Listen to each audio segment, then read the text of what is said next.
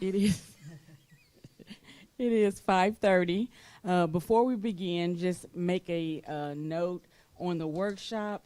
1.2, 1.3, and 1.5 will be discussed during action items as they come up.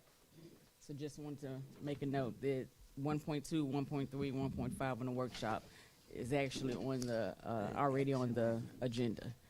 All right, that being said, I'll call this meeting to order. Roll call, Ms. Rhonda. Dr. Radis. Here. Here. Mrs. Wonka. Here. Mr. Taylor. Here. Mrs. Temple. Here. Mrs. Williams. Here. Ms. Hurston West. Present. We are down to public comments. Per Arkansas Code 6.13, 619, and according to Act 902 of 2025, citizens who desire to speak during public comments must sign in prior and will be called to the podium. Speakers must meet one of the following criteria according to the Act 902 and listed on the sign-in sheet: reside within the school district, be a parent or legal guardian of a student in the district employed by the district. Public comments is not a question and answer period, and as such, school board members and the superintendent do not respond to the public comments during a meeting. While we do encourage you to speak respectfully and professionally, further, citizens will have no more than 3 minutes to speak and will not be allowed to make comments that shall prejudice the board of directors concerning student or personnel matters that could come before the board for disciplinary or employment considerations, or that is in conflict with other district policies or laws. Further, public comments that include slanderous remarks about a school district employee or that would violate the Family Educational Rights and Privacy Act, FERPA, are strictly prohibited. Personally identifying information, discussion of student educational records, or reference to student directory information is not permitted during public comment period. Speakers who violate these guidelines will receive a single warning and be respectfully asked to redirect their remarks. Should the speaker continue in violation, the board president will end the speaker's time and move on to the next individual. If the public comment goes beyond 30 minutes total, the board may require all public comments that go beyond the 30 minutes are not about matters that are on the meeting's agenda will be held after the agenda items. The first person that signed up is Peggy Wagner. Would you keep time for me, please? Where would you like me to speak from? Anywhere you'd like to sit down, Sit here. Pick a mic. On the mic. and then just state your name and address for the record. My name is Peggy Winger. I live at 19 Perrin Road, which I think I just figured out is not in the North Little Rock School District. But all three of my children graduated from North Little Rock High School, and their spouses as well, and I have 4 grandchildren who have been in North Little Rock schools. Does that qualify me to speak? Technically not. There you go. You're missing out on a good thing. According to the act, So even though she has grandchildren that attend? if they are attending Sorry. now, Yes, they're Yeah. attending now. Yeah, they attend. then But yes. she must be the parent or guardian of those, right? Yeah, you have to be a parent or guardian. This is Sarah Huckabee's law, not ours. Exactly. Ma'am, but I'll make sure one of my staff members gets a chance to speak to you so we get to hear what your comments are. Mr. Hicks, you want to speak? Oh, I'm I'll- sorry. Yeah. Uh, I just he's can't. next anyway. Adam Hicks, is Adam it? Hicks. Yeah, Okay. my name's Adam Hicks. I live on Bell Point Road here in North Little Rock. I'm a graduate of North Little Rock High School's class of 1999, lifelong member of the North Little Rock community, and my son and daughter are currently students in the North Little Rock School District. As parents, my wife and I received an email from the district 2 weeks ago describing the district's decision to disable student access to a list of books that, quote, some parents have found concerning and that may not comply with state laws. Without reading the whole email, it suffices to say that the district is banning access to books that it says have LGBTQ plus material and which the state claims is harmful to minors. Let's put a pin, though, in the issues that I have with the state and with the specific books that our district has chosen to ban. I'll come back next meeting. So I came to share my heart. So here's my heart. As all of you are in very important roles related to my children and most of the children in North Little Rock, I imagine that you're all aware of the impact that representation makes to children and teens. It's incredibly important that children see characters in books that look like them. It's important that children see families that are like their families. I also want to make sure that you're aware that according to the CDC, suicide is the second leading cause of death among young people aged 10 to 14, and the third leading cause of death among 15 to 24-year-olds. And I need you to be aware of this next stat. Suicide rates of LGBTQ plus youth are more than 4 times higher than that of their hetero and cisgender peers, not because of their identity, but much more often due to the discrimination and social stigma they face, combined with a lack of support. They aren't 4 times more likely to kill themselves because they read a book where a family had 2 moms. They're 4 times more likely to kill themselves because they are made to feel alone, isolated, and unsupported. So I want you all to ask yourselves at some point, how am I helping the LGBTQ plus youth in the North Little Rock School District to not feel alone? How can I make sure they don't feel isolated? How can I help them feel supported? And then I want you to ask yourself if banning books is how we accomplish that. Do we really need to ban books that help children understand that they are valuable, that they're worthy of love? I am begging all of you to stop playing nice with the bigots. Please, let the state come and make us hide our books. Please don't proactively alienate our children. That's something that I think every parent fears. I personally am terrified of my kids feeling alone.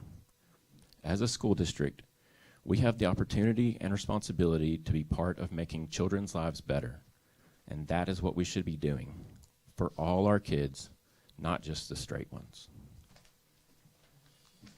Thank May I you. apply? Thank you, Mr. Hicks. Thank you. Tanisha Johnson.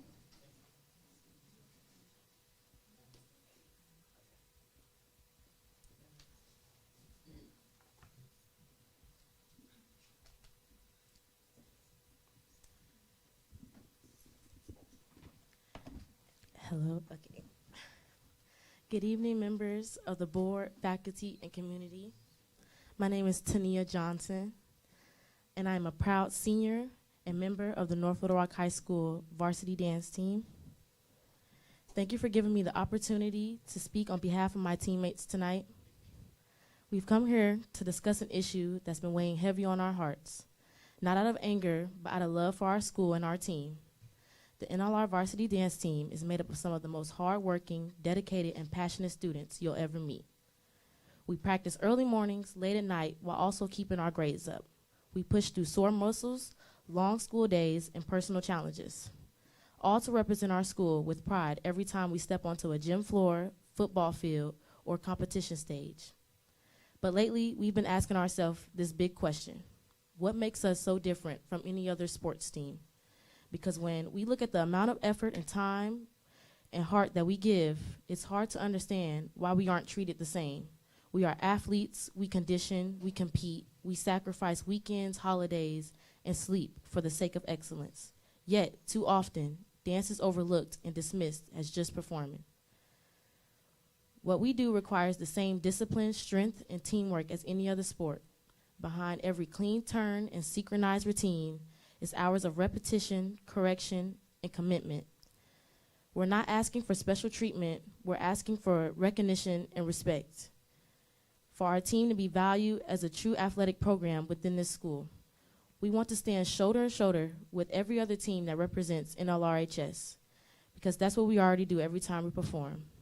I feel as if we have a mind of our own and we can speak for ourselves and to not let one parent complaint determine who we are as a team. We are a very close team and take time out of our lives to build bonds with one another. We aren't just a team, we're family. As a senior, this is my final year wearing this uniform, a uniform that symbolizes years of growth, unity, and pride. And to see all the hard work snatched away from us in a blink of an eye really hurts my heart. My hope is that when I graduate, the dancers who come after me won't have to keep asking the same question, that they'll know their efforts are seen, appreciated, and respected by the school they love so much. We are proud to be Wildcats, and we're proud to represent North Little Rock. All we ask is that our school to be just as proud and stand behind us. I want to end with a quote that speaks of who we are as a team. Great dancers are not great because of their technique.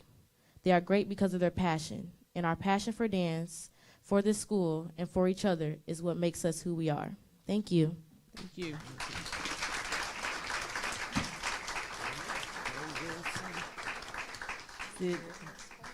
I hope I'm pronouncing this correct. Victonia Davis.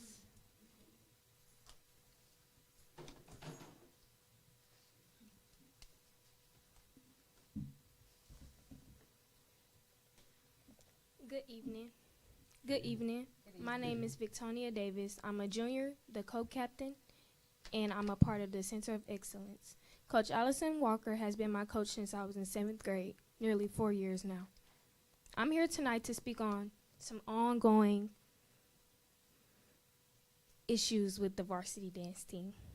To me and my teammates, dance is a vital part of our lives and is very important to us. It's only right that we be treated just like any other team: basketball, football, track, swim. I truly believe this should be a shared space for the dance team and any other sport. We're all a part of the same community, and it's only fair that all the teams get equal opportunities to show school pride. Our team works hard. We wake up early, stay up late, and practice constantly because we love what we do. Every one of the 20 dance members that is on the varsity dance team puts in their best every day at practice. All we ask is for a chance to do what we were chosen and trained to do: dance. I hope my words today help you see how much this means to us and encourages you to reconsider allowing the dance team to do more things. Thank you. Thank you. And as we go forward, try to remember not to mention names. Ashley Scroggins.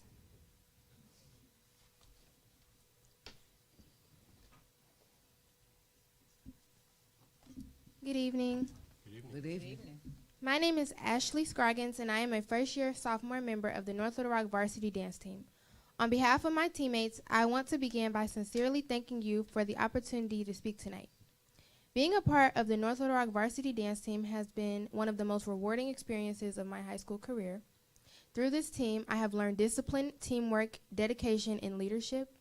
As representatives of North Little Rock High School, we understand that we are held to a standard of excellence, a standard that we all strive to uphold both on and off the dance floor. That is why it has been so difficult for us these past few weeks to be placed on hold from doing what we love most: dancing. Currently, we are not allowed to support our school's athletic teams, compete with other sports teams, or participate in community events under the North Little Rock School District. I'd like to take a moment to address a few of the concerns we understand may have contributed to this decision. First, regarding academics and participation. As student athletes, we are required, just like every other sports team at North Little Rock COE or high school, to turn in regular grade sheets. This system ensures that we maintain our academic responsibilities and model excellence in the classroom before we even step on the field, floor, stadium, wherever. Our coaches enforce this standard constantly. If a dancer falls behind, we are provided with tutoring counsel or we are sat down. But I am glad to say that not a single member of the North Little Rock varsity dance team has had to sit down for academic reasons this year. This demonstrates our commitment to being students first and athletes second. Secondly, regarding commitment and dedication, our teammates are, like my teammate said, some of the most hardworking and well-rounded students at North Little Rock. For example, I am not only a member of the North Little Rock dance team, but I am second lieutenant in the North Little Rock JROTC battalion while maintaining AP courses. Many of my teammates are just as involved as they balance clubs, other leadership positions, internships that the district provides. We understand that the responsibility that comes with being both scholars and athletes is not small.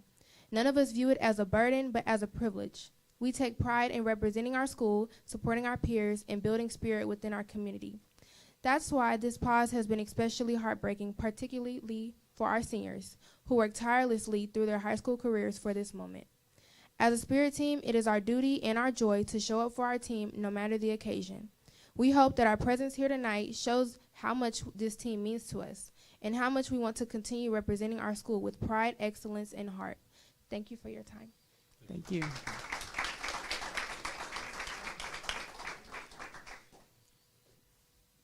Zoe, is it Waits?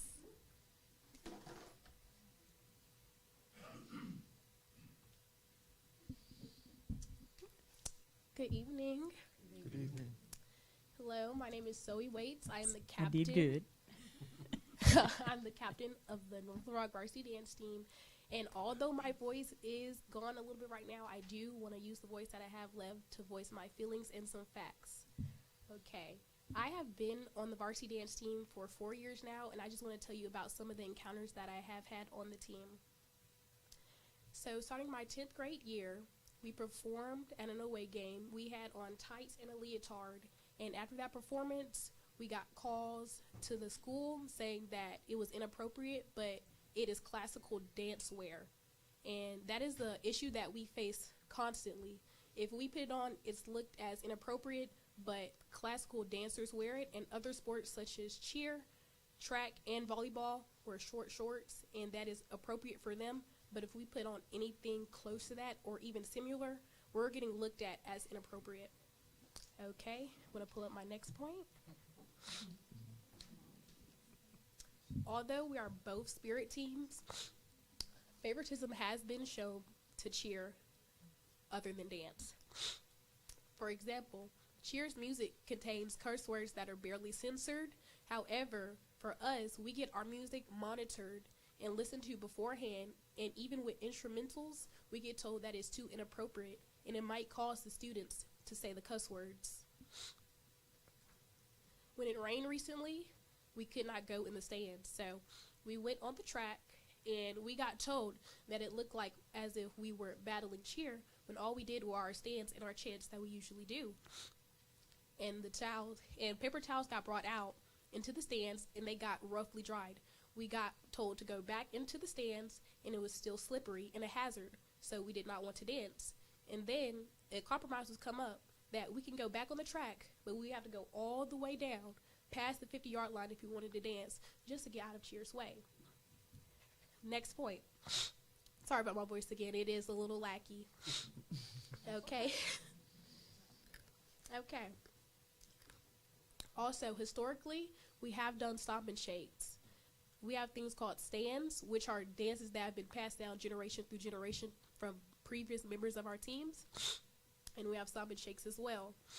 However, recently, we got told that we can't do stomp and shakes, which is kind of lackluster compared to what we have done in the past.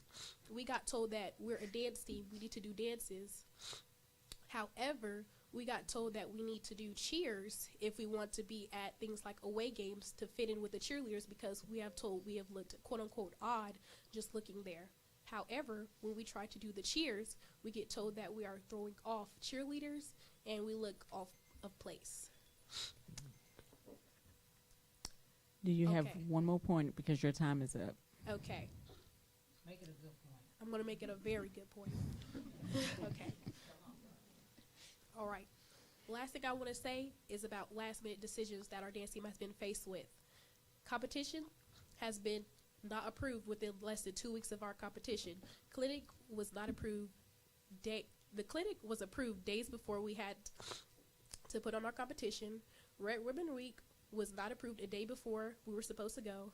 And then last minute decisions like this leaves us scrambling and stressed and unprepared, which makes us feel very out of place and feel like we are not meant to be a part of the North Little Rock family.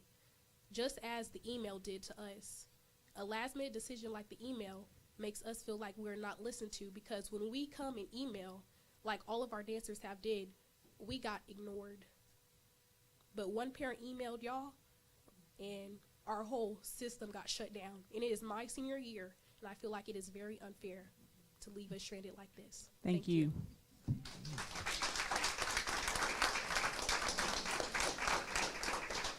Sheena Stegall.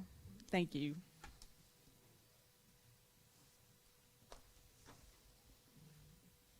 I'm Sheena Stegall, and I live in North Little Rock. I have a senior that's on the dance team. Can't compare to these ladies' speech, but I will just speak from a parent's point of view. I think the girls are just overwhelmed and frustrated with change and inconsistency with how they're being treated. As a parent, we're thrown in and out. They go to competitions, they can't go, they can't do the music, they can't perform. Nothing is structured, which is fumbling the whole thing. She's a senior. I won't have to do this next year. And I'm glad because of the change. But I'm not glad because we have dancers that are not seniors. And it's hurting them, and they don't want to do it. So you have no representation from their community to get out, dance, and express themselves. They can't perform at away games. They can't do a competition, perform at competitions. All throughout North Little Rock Athletic, Facebook, Instagram, you see competitions, tennis, cheer, football, whatever. Dance, you can scroll, you can keep scrolling. You don't see the competitions. So it's just inconsistency when it comes to the dance team. They practice, they keep good grades, they meet all the requirements. The parents pay all the money, and we're here. Away games, they can't go support their team. And it's, I don't know if one parent complaint, two parent complaints. I don't know the logistics. I'm just expressing my point. It's not helpful to them. They're teenagers, they're involved, they want to do things, and they should be able to. They tried out, they made the team. Let them perform. If they can't perform, nobody should be performing. Nobody. Cheer, dance, football either. Dance get the crowd going. So we need them at home games, away games, and competition. They were supposed to go to a competition next weekend. Cancel my plans, and I'm sure a lot of other parents did as well. 2 hours away. They can't go. I don't know why. We don't get an email why. There's no head telling us why. We just get a directive. This is what they can't do, and that's it. So there's no communication when these complaints are coming in. This is my 3rd year, and there's no directive for any higher-ups regarding the issues that's been on the table. These issues have been on the table. So it's just like a spinning circle when it comes to these girls and dance. Your time's up. I'm sorry.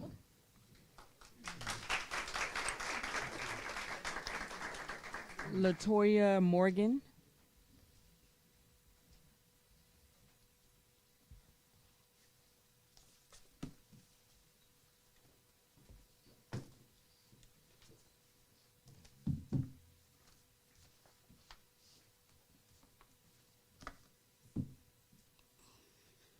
Good evening. My name is Latoya Morgan. I am a resident of North Little Rock School District. And I also want to be on record and let you know that I'm also a certified K-12 librarian. The power of a book can be life-changing. Imagine navigating school without ever being able to connect with the story that reflects who you are or who your family is.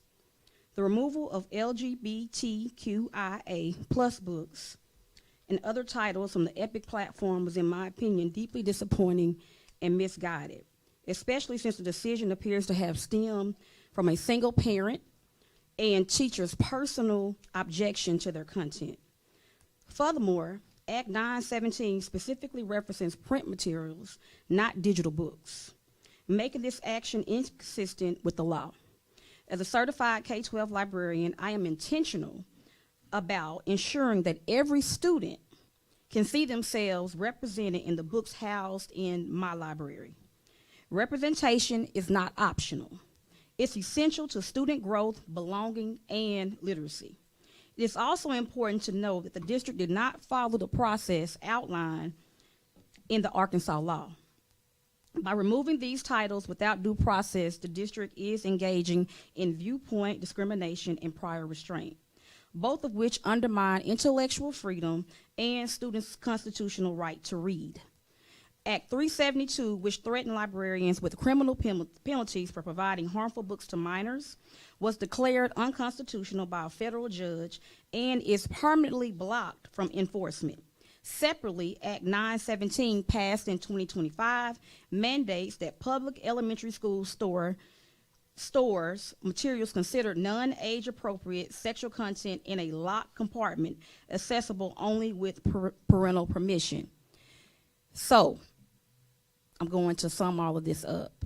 Just because one person is uncomfortable with their child reading certain materials, then you have the right to tell your child not to read that material. You do not have the right to enforce that for every child in this school district and disregard their background.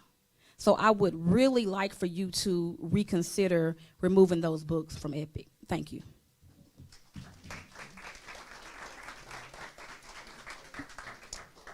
Carmen Walker.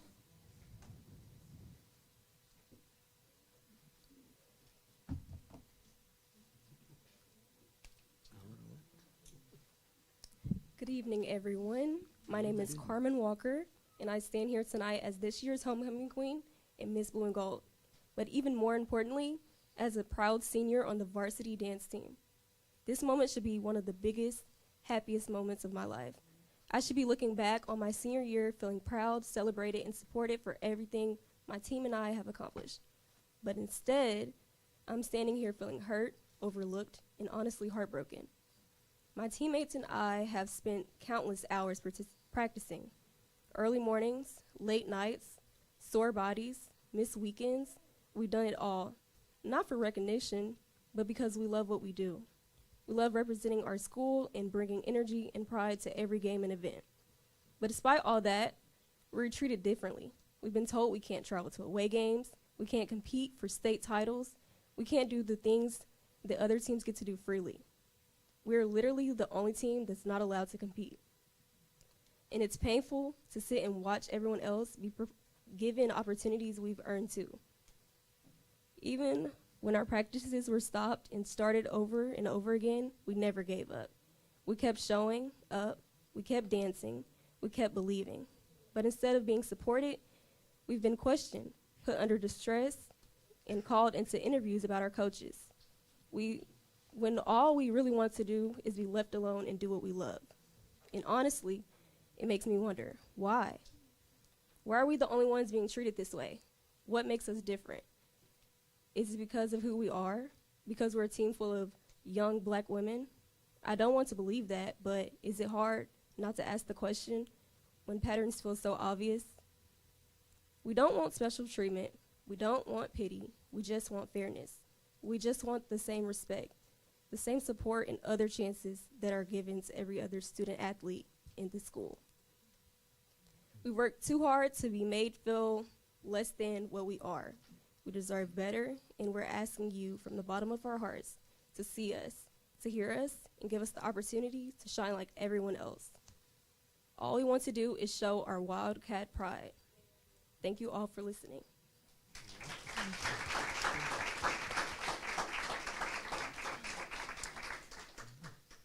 Jan Kukala. Thank you.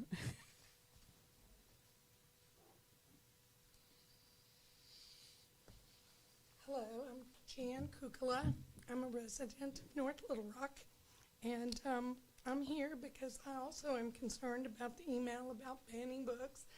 I worked as a mental health counselor in the school district, was concerned about the lack of representation and the way that this is being handled. I had some questions which I have to admit that I don't know all the answers to. I'm not sure what the process was for banning these books. Who's on the committee? Are the books available to parents, counselors, other people, staff? Or do we just make sure that those are unavailable even if it's online? Doesn't the final say rest with the school board? I hear students come up here and I'm so proud of them for bringing their issues to you. I'm glad that I wanted to be part of the community that brings my issues also. Please do not ban books. That's not what I feel like education is about, and I feel like many of you feel the same way. Thank you. Thank you. The last one on the list, the address wasn't provided and the relationship to the district wasn't provided. If you'd come up and give that information to determine eligibility, I guess. Deborah Rhodes.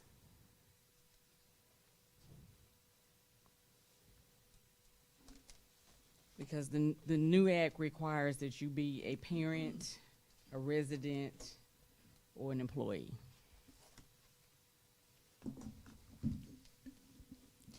I am not a parent.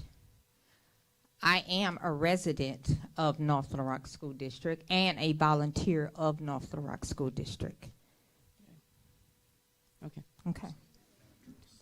Just can you put your address on here right quick? Okay, I will put my address on there, and I do own 2 homes here in North Little Rock and pay way over $1,000 and something as well.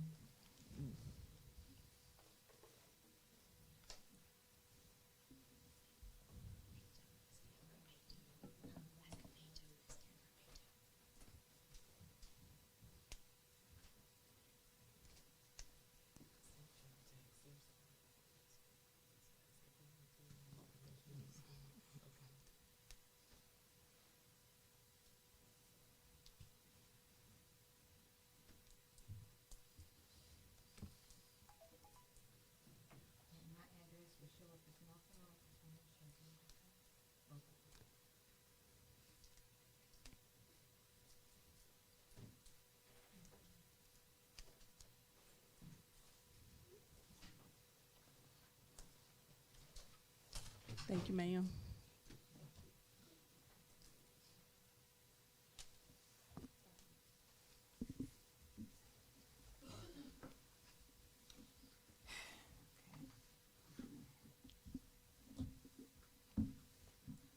Good evening.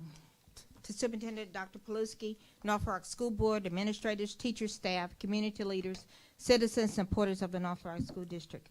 I'm Deborah F. Rhodes. I'm president of the North Little Rock NACP, but I want to remind you that I'm a partner in this district and have been in here since 1985. I was last in front of you at the reorganizational plan that was proposed and finally passed as a perfect plan, but not our children are still suffering. We're missing the mark in most areas throughout our district. At a time when our children is at the bottom concerning literacy, we're choosing the term of recent communication of book banning, or simply to hide certain books from the Epic Reading Center, because those books do not align with the diverse beliefs of all of our district family. Today, it's LGBTQIA+, and tomorrow what? While on a personal note, I may or may not agree. It's not about a personal preference, but it appears to be a form of discrimination.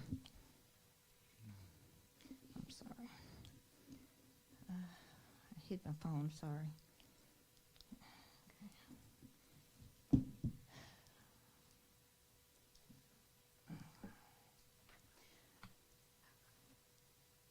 discrimination of any kind is a massive error in these United States. And as a citizen, we've earned the right. And our students from all across this district shall have the right to learn and to grow. It's important that parents or guardians have that sometimes hard conversations with their own children.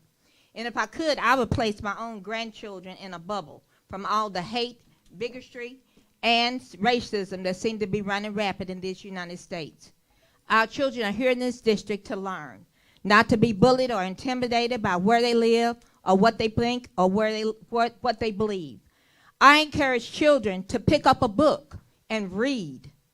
When do our voices really count? The public was not asked to hide their vote during the millage. And since it was a vote for our children, I stand proudly to encourage us to push our children to read. Literacy is important. We cannot be a dictator in banning books. I am coming forward not to point fingers, but to focus on accountability. That decision we make is not a personal motive, but to enhance our whole students that are in our district. We are the people, and I hope you agree with me that discrimination of any kind is certainly wrong. Thank you, and God bless. Thank you. Just as a reminder, because I know there is other several, but according to the Act 902, citizens who desire to speak to public comments must sign in prior to the meeting beginning. So therefore, if you were wanting to speak tonight, be here at the next meeting before we start, and we start promptly at 5:30. So make sure that you're here before that so you can sign in to be able to speak. The next item on our agenda is executive closed session. Executive closed session per North Little Rock School District Policy 1.14A, stating that private or closed discussions by the board may occur as part of a regular or special board meeting. Executive sessions may be held only for the purpose of considering employment, appointment, promotion, demotion, disciplining, or resignation of an employee, or to discuss matters of pupil punishment if requested by the parent or legal guardian. No resolution, agreement, or motion considered in the executive session shall be legally binding unless the board reconvenes in public session and presents the item for vote of the membership. Finally, Arkansas Code Title 25, Chapter 19, Section 1062C1 states, the specific purpose of the executive session shall be announced in public before going into executive session. Please join me in the executive closed session for discussing the following matters: employment, appointment, promotions, demotions, disciplining, or resignation of an employee.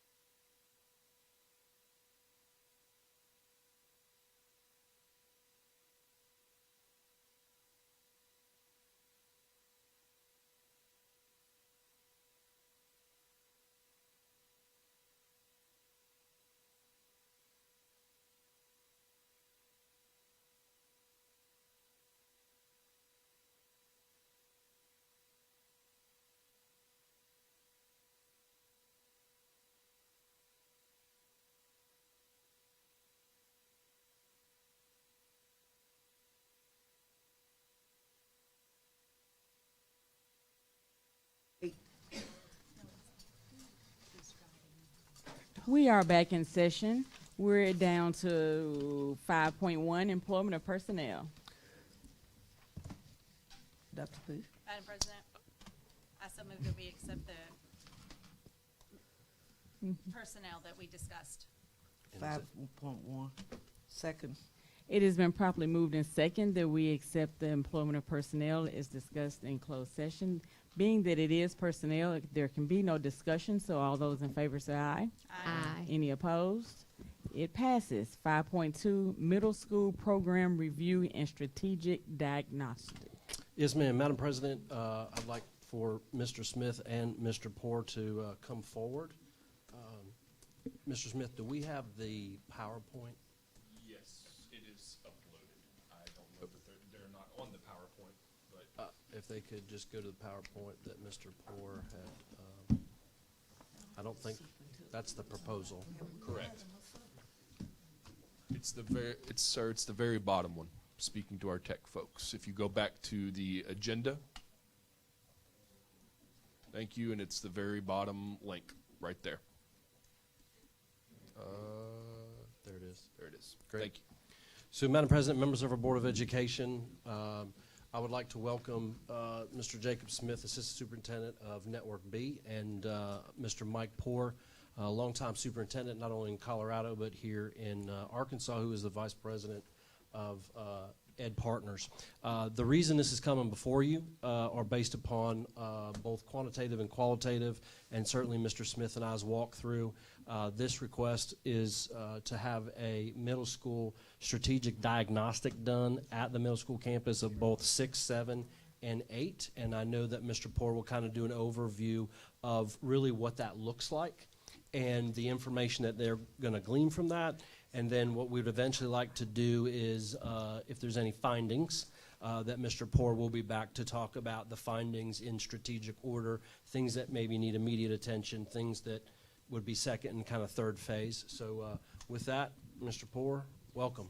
Well, thank you, and thank you, Board, for allowing me the opportunity to just be in front of you. It's good to see some familiar faces, and I've enjoyed the board meeting so far, although I will say not enough to say I want to come back to join any of you in your seats. So, but it's interesting how everything works with schools and how important it is in every aspect of a kid's life of what's important. So, this is important, and we're so excited that to even have the opportunity to present to you and have a possibility of getting the chance to work in North Little Rock and be a part of coming up with some things that I think can really help the middle school.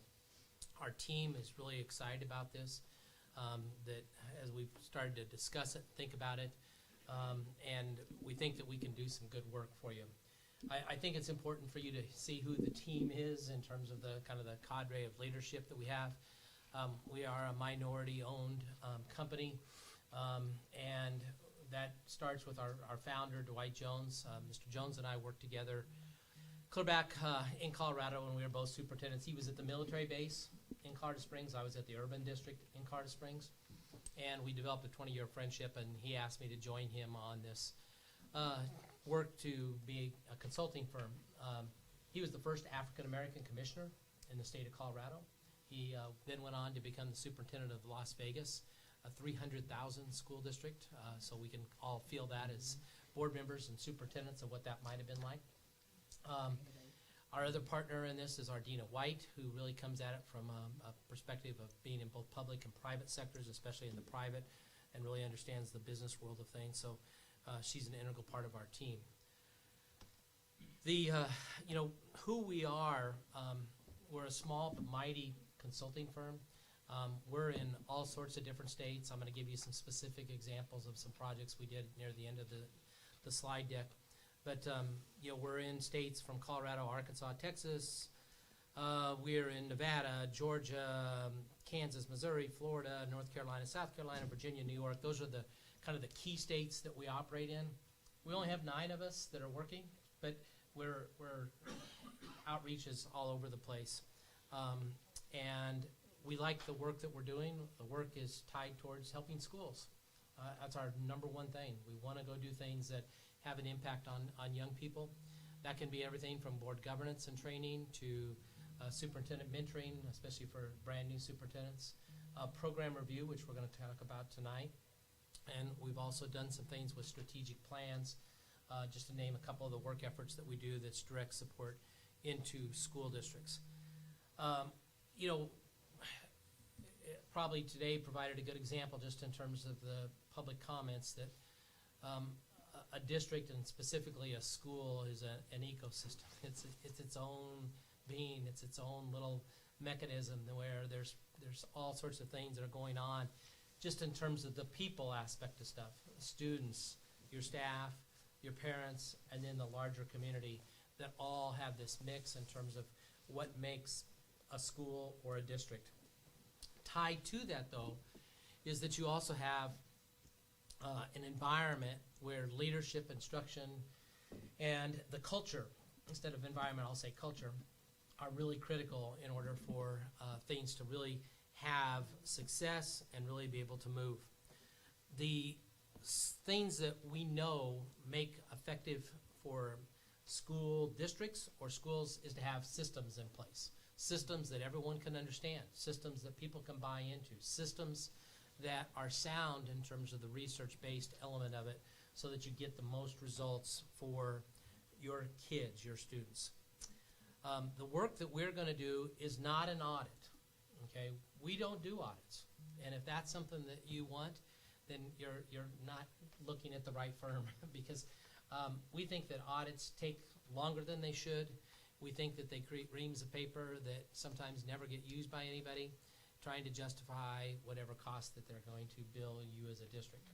So we do more of what's called a program review. In this case, we're trying to be really wording of strategic diagnostic, but it's really a review. And we know that if you're going to do a review, that there's all sorts of things that need to happen in order for us to have a good picture of where things are. That's going to end up having all sorts of different elements in terms of how we're going to go about it. One is we would start with a data review. And we would begin this next week if you all approve us today. And I know that maybe the timing on this is a little bit faster than what you want, but then on the other side, there's an urgency in terms of, I think, how Dr. Paluski feels about this, Mr. Smith, that we've got to go address this, and we got to have some things that can actually happen so that the second semester starts to feel and look differently at your middle schools. So if we are selected for this work, we would begin the diagnostic part of looking at all the comprehensive data next week. We also have already talked to Dr. Paluski about having our first team meeting to really structure everything from surveys to the sequence of where we're going to gather input in terms of the data that's already available to the district and the state that deals with your middle schools. And then we will also start to target to get things totally tied toward your student body. We'll start to do the data review as quick as we can, but before I say that, I should have brought up these two other points. We're going to do intensive site visits, and I'll talk about that in a minute, because it's really a key element of what we're doing. But we're talking about real boots on the ground, a whole team of people coming in to be a part of the middle school, and I'll cover that a little bit more. And then, of course, we got to aggregate all this data, and we've got to try to do it for you. Our target, and this seems a little wild, but our target is to come back with a list of recommendations to your superintendent by the end of December, before Christmas, and that then we would also come to you as a board to outline those things the 1st of January is kind of the target. That's fast work, but we think we can pull it off, and we have done this type of thing before. The data review elements that we plan to take part in is just making sure that we start to gather stuff. And I'm already getting materials, Dr. Paluski, from your team back here. I've got the instructional walkthrough checklist. Okay, so hire me. I mean, you already got a jump start. I've got a jump start already that they're already putting me to work, or I'm putting them to work, or vice versa. Maybe that's what we should all be doing, is getting to work on this. And so I'm excited that we're going to be looking at these kind of documents that are things that are the systems you're trying to put in place. But we also then need to look at the data trends of where it's gone. And The good thing is that our state has so many different tools that allow us to look at those things and really capture, where things are in terms of kid performance. We also think that a key part of the data element is to be able to do a survey.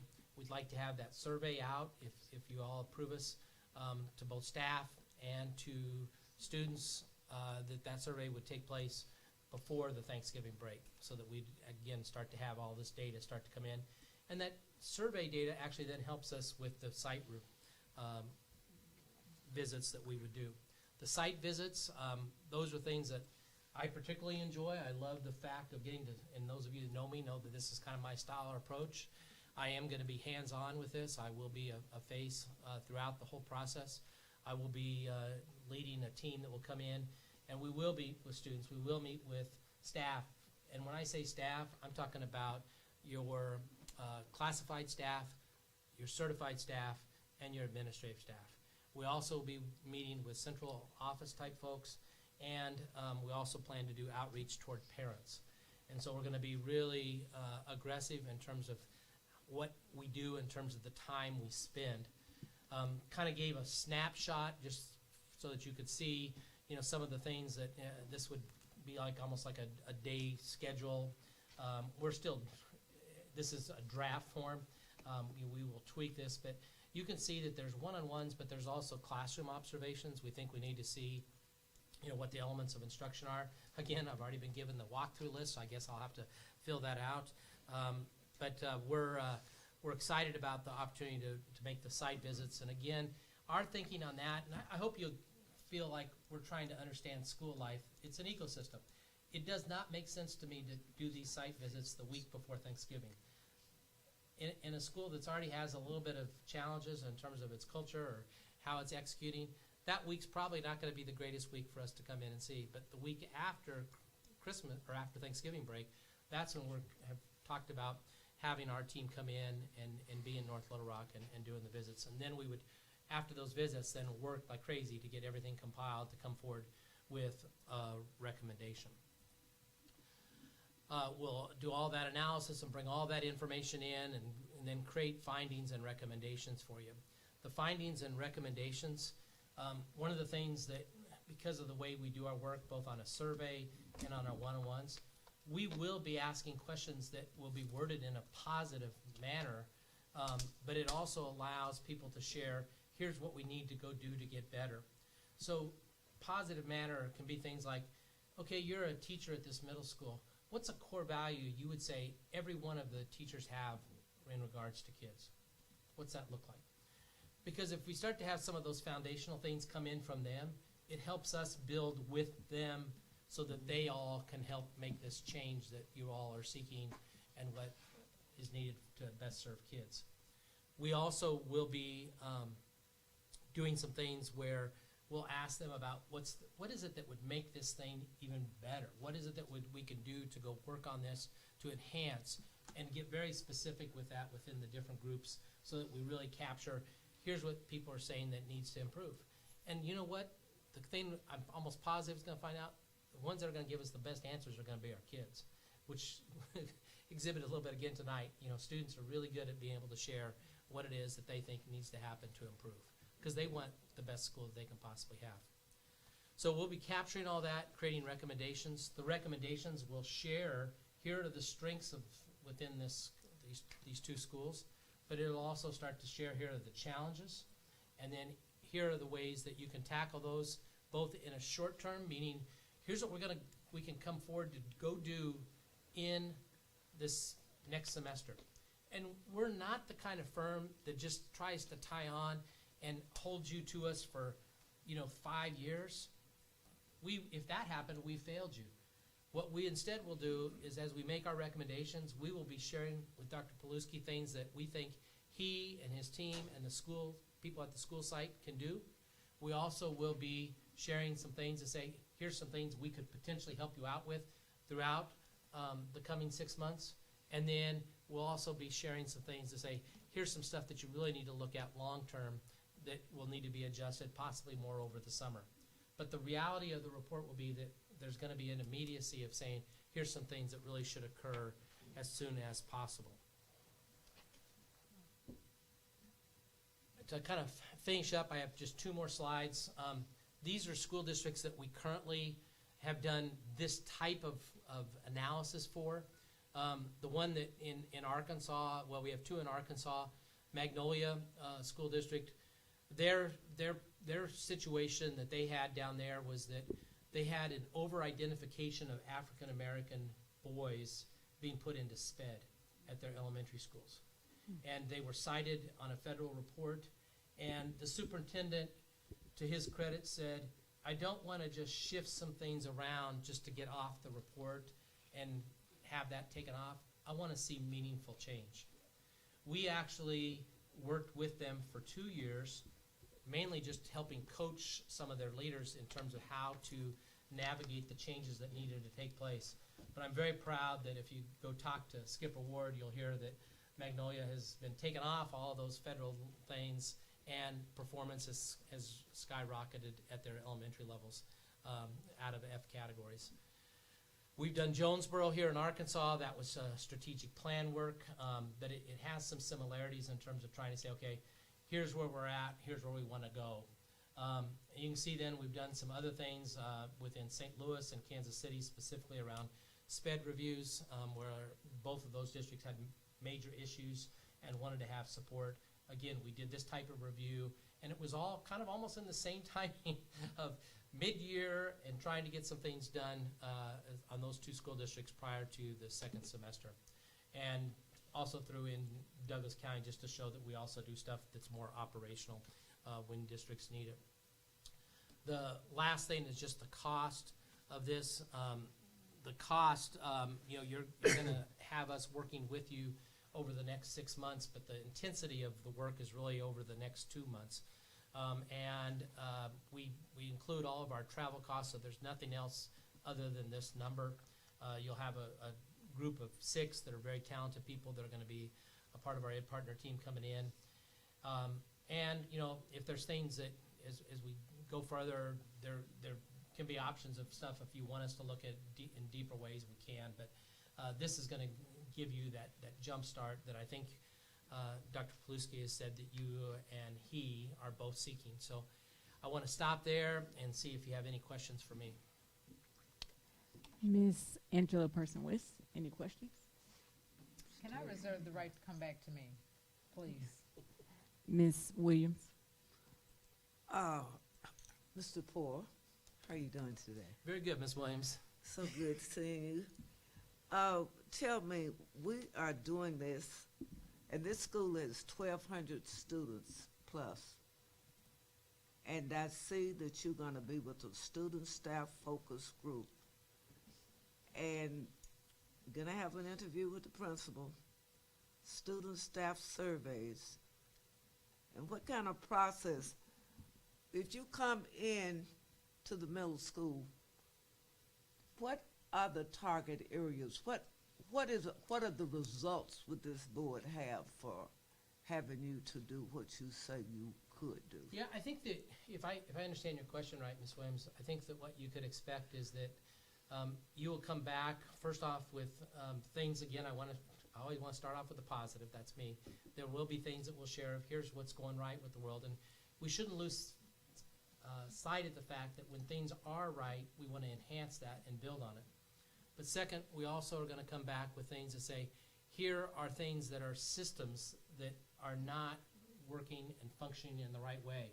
When we say that there's a system that's not working or functioning the right way, let's just say professional learning communities, or let's say that it could be a thing that's a system in terms of just even how the day flows with kids' movement and so forth.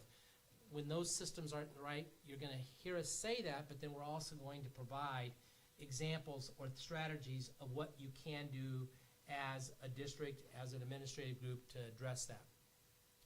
We also will be providing information about the school culture and what it is that is going on. If there's not student ownership at the school, it'll become very apparent, and we will be coming back with suggestions and strategies of what that could look like. Again, that either the district takes on or that maybe we even look towards a third party to help with that. But those are probably some of the biggest meaty type items that I would say that our report will generate. that can give you information.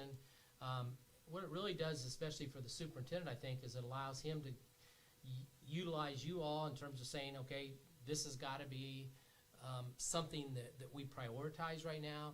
These are things that we may now need to make some expenditures on, or we need to change some things with some timing. We may need to change some things even with personnel. That could be a part of this to make it so that things go in the direction that it needs to go. Thank you. I have something else for you when you get to. And Ms. Williams, I also, just to reiterate, it will include the 6th grade campus as well. It'll be Okay. 6 and 7, 8. That's what I'm saying. Yes. I know that's 6, but that's a task. Okay, 1,200 and plus the 600 over there. Okay, you got it. About 1,700. How many? About 1,700 students total Okay. on And that you can handle campus. that, Mr. Poole? I do believe we can, and you know, the example that you provided that kind of gave the structure of the day, you know, there are things that are very valuable to do one-on-ones, but obviously we can't do 1,000 one-on-ones with every kid. We have to break them up sometimes within smaller groups, and we do the same thing sometimes with the staff, but we will have one-on-ones with each one of those groups too, so kind of a nice mix of how we interact with folks. 6 months. Well, we're talking about 2 months to Yeah. come back with a report for you to generate to say, here's our recommendations. Oh, okay. We're not going to mess around. Thank you. Ms. Temple? Well, you answered most of mine, but I did wonder, in your time frame, is there any way you're getting in every classroom, or are you just hitting some classrooms?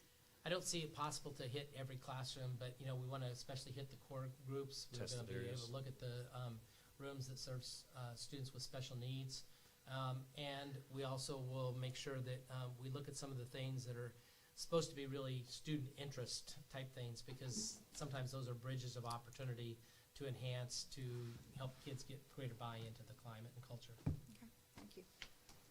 Ms. Wonkum? You've hit it, the 3 before me, if so I'm good. Thank you. Ms. McLean? I'd just like to say that we've had a study and report that was done 3 years ago. This is my first time on the board, and that was 3 years ago. In that report that we had a company come in, it was on human resources and financial management, and it had so many wonderful things in there for us. It did tell us things that we were doing that were positive, but also a lot of suggestions. And I saw in your proposal that you said you have high impact solutions, and we are looking for high impact solutions for sure for our middle school. You know, as a board, I know you feel like this, that there's just no way that you want to not have results that start to happen in January and then extend through the rest of the year. That's our target, and I think that's Dr. Paluski's target, and that's why we're excited to do this work. Thank you. Mr. Taylor? Yeah, I heard you mention you've worked with elementary as well. Yes, sir. Have you done this with a middle school before, and what were the results like? We have not done it with a middle school before. So the way that the middle school piece kind of came in, I guess you'd say, with Kansas City and St. Louis when we looked at their whole SPED, because it involved all of the grade levels. But to do the specific work of a turnaround or trying to impact a specific school site, we have not done a middle school, sir. Ms. West? All right, now I'm ready. So as far as the coaching, will that be done as far as directly with staff of North Little Rock, as far as like the teachers or departments, or will that be done like kind of with the exec team and then they coach down? How does that work? Well, it's probably a little early for me to answer that Gotcha, okay. totally, but we do not want to become the conduit for those things. If there's coaching needed, it could be that we are doing some of that directly with an individual, but really we want to try to empower the teams that are already in place that Dr. Paluski has to help those people say with maybe some specific approaches that could really work, that are high impact. That'd be the route we'd go more than likely. Okay, that's all I needed. Thank you. Okay, one more question for you. Yes, ma'am. Ms. Williams? Okay. Dr. Poor, I know where we stand in our districts academically and what the number is. You say you're going to get the data, results of the data, and that's covering everything, the target areas you said. I took good notes. Target areas, you're concerned about academics, and then you're concerned about the core value of the schools, the core value. What do you Core mean values by that? of individuals, just how do they think and feel, what makes them want to be there, what makes them excited about being there, those type of things. And what if they're not? Okay, you can't answer that. Okay, and tell me, with this, you got 2 months, you say you're in a hurry. I don't want to rush you, but I want our schools to do better. I really do. And if you think that this will help in any way as far as improving academically, that's where I'm coming from. Do you believe that in you all's presentations? I absolutely do, and I think that the academic end has to come also with, it's only going to happen if we get having the culture and climate right within that building. We also have to have systems that allow people to operate and work together. Then all those things start to happen academically. So, you know, you've got really talented people that are a part of your instructional team. You've got talented people that are overseeing the schools, like Dr. Rogers and this gentleman right here.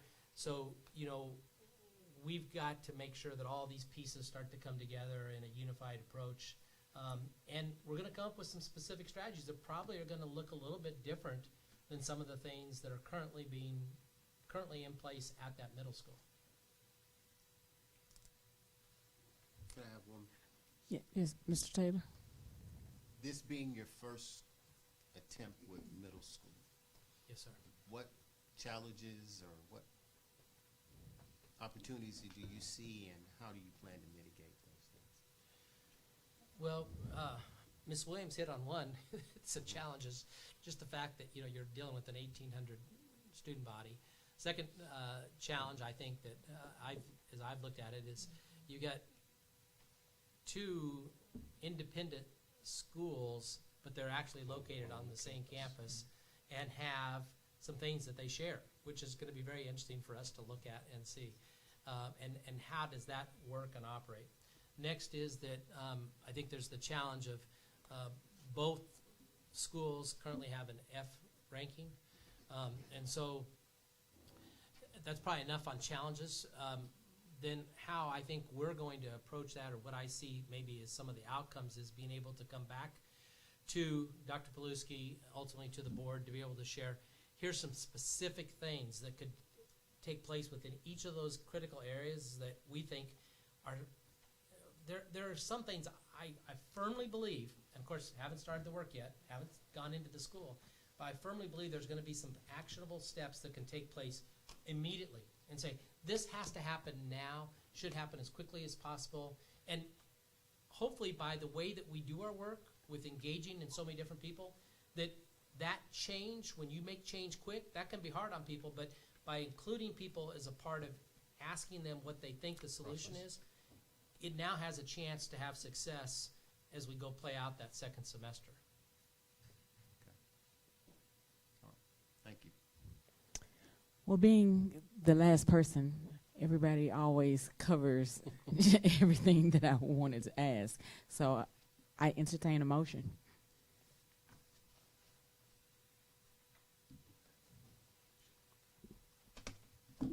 Madam President, Yes, ma'am. I also move that we accept the middle school program review and strategic diagnostic. Second. It has been properly moved in second that we accept the middle school program review and strategic diagnostic. Is there any further discussion? All those in favor say aye. Aye. Any opposed? It passes. Welcome. Thank you. I'm excited for this work, and I'll look forward to bringing this back to all of you. And I know the expectations that you have. Dr. Paluski's been really clear about that to me. And so I now own that pressure as well, but I'm excited about it, so thank you so much. Thank you, Mr. Poor. Thank you, Appreciate it. Doctor. Look Thank forward to you. working with you. Thank you. Thank you, Mr. Smith. Get on right there on that. 5.3 High Impact Tutoring Grant. What's that? So it's so, Madam President, members of our Board of Education, we took this out of the workshop. So there's a very brief presentation. We've had the High Impact Tutoring Grant before, but what is before us, Ms. Langston and Dr. Stoll, as we get that, is we've been awarded the $750,000 to implement the High Impact Tutoring Grant, and so we wanted this to happen tonight because of the sense of urgency, so that Carmen and her team and our schools can begin to implement our high impact tutoring. So I'll turn it over to you, Ms. Langston. I know there's very few slides, and then you got, yep. Madam President, members of the board, Dr. Poliski, we just wanted to tell you how excited we are that we got the high impact tutoring grant. We got it last year. Ms. Langston is going to go through this really quickly, but wanted you to know that this is also one of the exemptions for those students that can be retained for third grade. If they get this high impact tutoring, that's one of the things that can take them off that retention list. So I just wanted to put that in there for a plug too. Go ahead, Carmen. Good evening, Madam President, members of the board, and Dr. Paluski. I'm Carmen Langston. I'm the coordinator of ELA. And I'm clicking and it's not moving, so y'all might have to help me. Okay. All right, that works too. So like she said, we were awarded the High Impact Tutoring Grant from the State Department. We were able to receive more money than we did last year because I did apply for all schools as well as the 7th and 8th grade campus. So all elementary schools as well as the 7th and 8th grade campus. You might have that clicker right there. It might be. There it goes. Okay. So the purpose of the presentation is to give you information regarding the HIT grant awarded to NLRSD. We received $720,000, and those tutoring services happened during the school day. The funding will be provided for Kids First, that is the vendor, and that is in-person tutoring services for selected 2nd and 3rd grade students in the area of literacy and selected 7th and 8th grade students in math. And then later on, right before the summative assessment, we will also have a math boot camp at some high priority elementary schools with the remaining funds. Any questions? Mr. Taylor, any questions? So, appreciate your presentation. Congratulations on getting the grant. Thank you. What are the measurable targets that we're seeking to improve? So currently the students that we're looking at enrolling are the ones that are scoring at a level 1 in ELA, and then for the 7th and 8th grade, the same thing, but for math. So we are looking to move those students out of the level 1 status into at least that level 2 status, as well as meet those just cause exemptions for that 3rd grade promotion law. Ms. McLean? Bravo, bravo. So how soon will we be able to start this, like next week? Correct. If it's approved tonight, the elementaries will start next week, and the middle school is completing their interim testing next week, so they would start the following week. Awesome. Thank you. Good Ms. job. Well Welcome. done. Thanks. Great, thank you. Thanks. Ms. Williams? Yes, I have some questions to ask you. Sure. First, congratulations on the money, okay? Thank you. And then funding, you said the kids too. When will this services be taking place? Is it during school hours or after school? It's during school hours, and it would take place on Monday, Wednesday, and Friday. Monday, Wednesday, Monday? So you skip Tuesday? Right. They only provide it 3 days per week, so Monday, Wednesday, Friday. Mm-hmm. Then who gets the money for teaching the tutoring? Staff members or who? No, the tutoring comes from Kids First. So that is a tutoring company. Most of those it's are a retired company teachers. Yes, ma'am. that will be doing that. Yes. And so in the elementary schools, you and select 7th and 8th grade students too for math. So you all will sort of get those students really that in dire need. Yes, for we've this already help. selected the students at each school, so we know who it will be so that we're ready to hit the ground running immediately. Okay, so Kids First tutoring service in person, they will be doing this. Yes. They will have a staff to go to the elementary schools in the middle school, 7th and 8th grade campus. Then you're going to have a math boot camp at high priority schools. But I thought these were high priority students that you were using the tutoring for also. They are. These are the high priority students in English language arts at the elementary schools. And then there's a little bit of remaining funds. So with those remaining funds, we can do like a math boot camp at the elementary schools right before the summative atlas assessment. There's not enough to give it to every elementary school for math. So we'll do like a small boot camp at those campuses that have the highest need. And how will you, since you got this grant, do you have to show any documentation? Or Yes, it is a results-based tutoring system. So the company must show their results over the 8-week period. Thank you. And how long does this last? So it will go all the way up until February. Will be the core part of And it. starting when? Next week. Thank you. Yes. Next week to February. And so when you get those, when you come back in February, you'll be giving us the end results. Yes, I bet. I should be able to get that from Kids First and then bring that to you all. Well, congratulations again. Thank you. Ms. West? I don't have any questions, but congratulations. I'm all for what can move literacy forward. So I'm happy to hear that, and I'm happy to hear that we have that in place to go with. Thank you. Anytime we get money, I'm happy. Me too. Is there a motion? Oh. Madam President, I move that we accept, what was that number? 5.3. 5.3. Second. It has been properly moved and second that we accept 5.3, the high impact tutoring grant. Is there any further discussion? All those in favor say aye. Aye. Any opposed? We accept it. They're going to stay right there because we have 5.4 as the access community of practice. Okay. Yes, ma'am. We'll switch it right to the next one. Okay.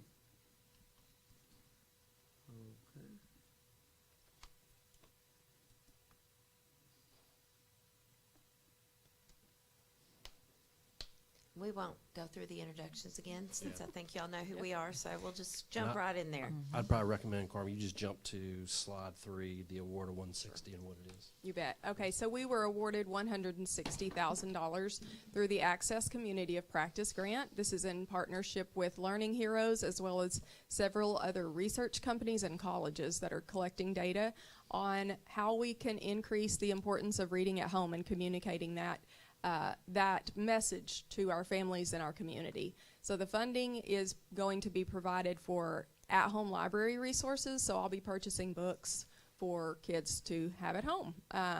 Family literacy nights as well that can be held at schools, so we can speak on the importance of reading. What does it look like to help your child? How can you help your child? Different tips and different resources that they can take home. Parent engagement resources, so that might be print materials, that might be videos, and then any kind of promotional materials, we can use it for that as well. And then my big area that I'm really excited about is the digital literacy campaign. We can partner with Heifer Project. If you're all aware of Heifer Project, they have a program called Read to Feed, and they're aligned with a company called Beanstack. So Beanstack is basically an app that you can put on your computer or your phone, and as students read, they're collecting points. And they're also collecting pledges from community, family, whatever it might be, for the number of books or pages or minutes that they spend reading at home. And in turn, we use that money to purchase animals through the Heifer Project for areas of the world that are in need of food. So they may purchase a cow with the money, and that cow is brought to that community in need through the Heifer Project, and that community learns how to care for the animal. That animal is then bred, and when it has offspring, another family gets that offspring. So they have a way to earn money. They also educate women. So it's a really good program. I think it's a way that we can not only increase reading, but also teach our students about how we can do philanthropy throughout the world, and how even small things like just reading, even kids, can impact the world and make change for the better. So I'm excited about that part. And then lastly, increasing the number of families who take advantage of the at-home tutoring. So we do not have the list yet from the state of names of third grade students who are eligible for at-home tutoring, but we are meant to receive it soon. And the folks that have awarded us this grant are helping us to increase the number of families who use that money for at-home tutoring. So we have in-home tutoring, in-school tutoring that you just saw me present on a moment ago, but also some families are awarded $1,500 to pay for a tutor to come either to their home or take their child to the library and tutor their child as well. We had the same program last year, and not many families in our state take advantage of it, and so the money just sits there. So the program that we have here, the grant that we have here, is to increase their knowledge of how they can use it. So we'll be doing things like I said, digital literacy campaigns, et cetera, but we'll also be sending out emails and text nudges to let them know, hey, the money is here, go ahead and take advantage of it.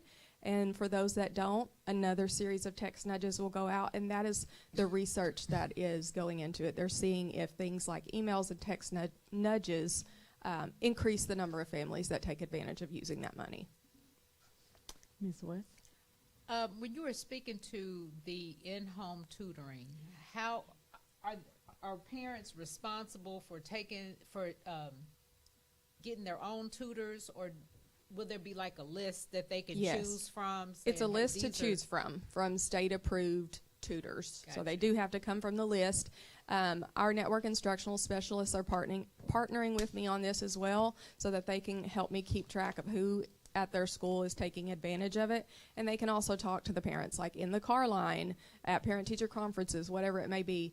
If they want to sit down with somebody because they don't feel comfortable about like navigating the internet and the online platform, the parent can come and sit down with them, and they can help them know how to access those funds and how to select a tutor. My second part to that would be how does, like, maybe say one wants to be a tutor, like that's a teacher in our district. Can they be a part of Access Community? Not the Access Community part, but there is a way to sign up to become a tutor, a state-approved tutor. Oh, state-approved tutor, that's what I mean. Okay. Yes, there is a way to do that and get on that list. I don't know that I can fully answer your question, but it can be found on the State Department website. Okay, I do know that. And it's under at-home tutoring? At-home tutoring, yes. Okay. It's a part of high-impact tutoring, but it's not the one that happens during the school day, so it can be a little confusing. Okay. I was just wondering, like, if we do have some teachers that were wanting to maybe do that this summer. Right.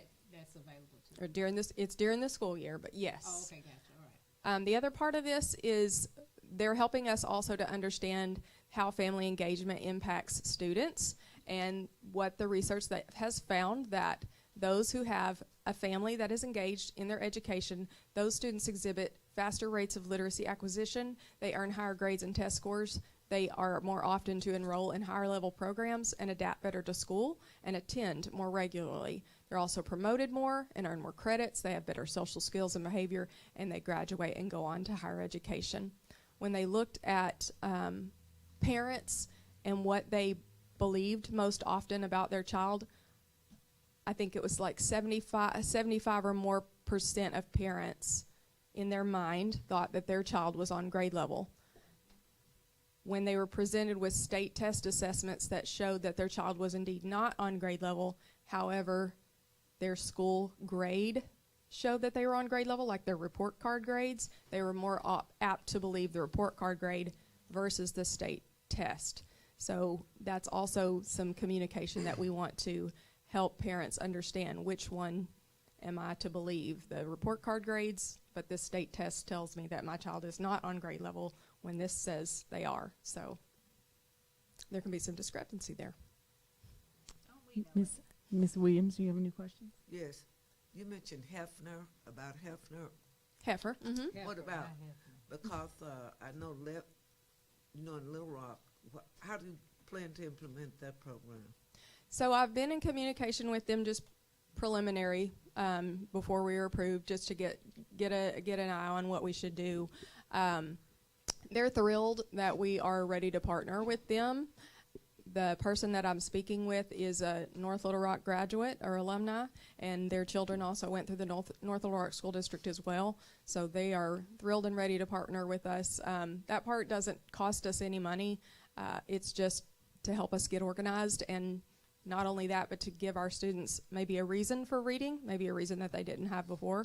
I've done this with my kindergarten class in the past, and we brought several animals, chicks, goats, cows, and they were sent overseas, and they loved it. So it's just another little incentive to get kids wanting to read, and it's for a good purpose, good cause. Okay, congratulations on the grant. I know when you was writing this grant, did you have to itemize about how much you would spend on home library resources, or? I did, yes. had to So it's like a budget workbook that I have to show how much we would spend, and it has to go down to the penny. Okay. Thank you. Congratulations anyway. Thanks. Ms. Temple? Just real quick, do they have to read online or can they read a book in hand? Either one. Okay, great. Thank you. Ms. Markham? A few things. We still have Book Express, the bus, right? We're still utilizing that as well. Congratulations on this. I'm not taking it away. I just want to make sure. So we've got multiple resources is what I'm hearing. So not only do we have this access to the community of practice, we've got the Book Express bus, and we're still with Dolly Parton Imaginary. For the pre-K. Imagination Library. For Yeah. Pre-K. Correct. Okay, yes. And then you didn't specify an age. Is this kindergarten through 12th grade? Is this, the first one was?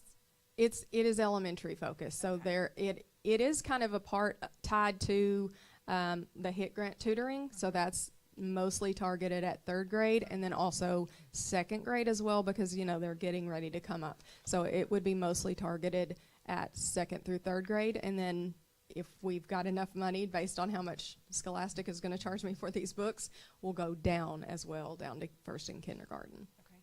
So my follow-up to that is, are we doing anything for the high school? A few weeks ago, we had heard from a high school teacher, and Flex is not being utilized the way it should be. The grades are not where we should be. State says one thing, we say another. It's quite chaotic right now amongst the scene. So what are we doing for the high school? So for the high school, we haven't gotten any grants for them. I think most of the grants that are out there are targeted at the lower level, which, as it should be, we want to intervene early, obviously. But as far as the Flex program goes, a lot of that is going towards math. However, some of it is also going towards writing. So they have a program called Writable right now, and they're doing something called Monday Musings. So they'll put a writing prompt out, and during Flex, the students are to respond to that through Writable, and Writable uses AI to give them feedback on their writing so that they can improve it in the moment. Thank you. Congrats again. Thanks. Ms. McLean? Congratulations. I have no questions. Okay. Mr. Taylor? Congratulations. You mentioned that not very many people used it. Do you know how many kids per school are eligible for this? I don't, because I wasn't involved in that part last year. It was under another coordinator. It was only brought to me this year, so I don't have those numbers other than the fact that we received the grant due to that fact. All right. Is there any information about why they didn't use it? A lot of them didn't understand how to utilize the program Class Wallet, which is how the money is distributed. So they don't receive like a check or something like that. The money is in an online program called Class Wallet, and that's how they pay their tutor from there. So many of them just didn't understand that piece, and so that's what we're working to remove that barrier so that they have someone, if you don't know how to work it, just come in and we'll show you how. Okay. Thank you. It is after school. Correct. Do they go to the students' homes? It's wherever they want to meet, wherever the parent decides. So it is noted as in-home tutoring or called in-home tutoring. Many of them will meet at the library. Gotcha. I was just curious about that. Is there a motion? Madam President, Yes, I ma'am. move that we accept Access Community Practice. Is that correct? Second. It has been properly moved and seconded that we approve the Access Community of Practice grant. Is there any further discussion? All those in favor say aye. Aye. Any opposed? We want the money. Absolutely. Thank you, Go ladies. get the money, go get the money. 5.5 stipend sheet and policy 3.01 and 3.011A update.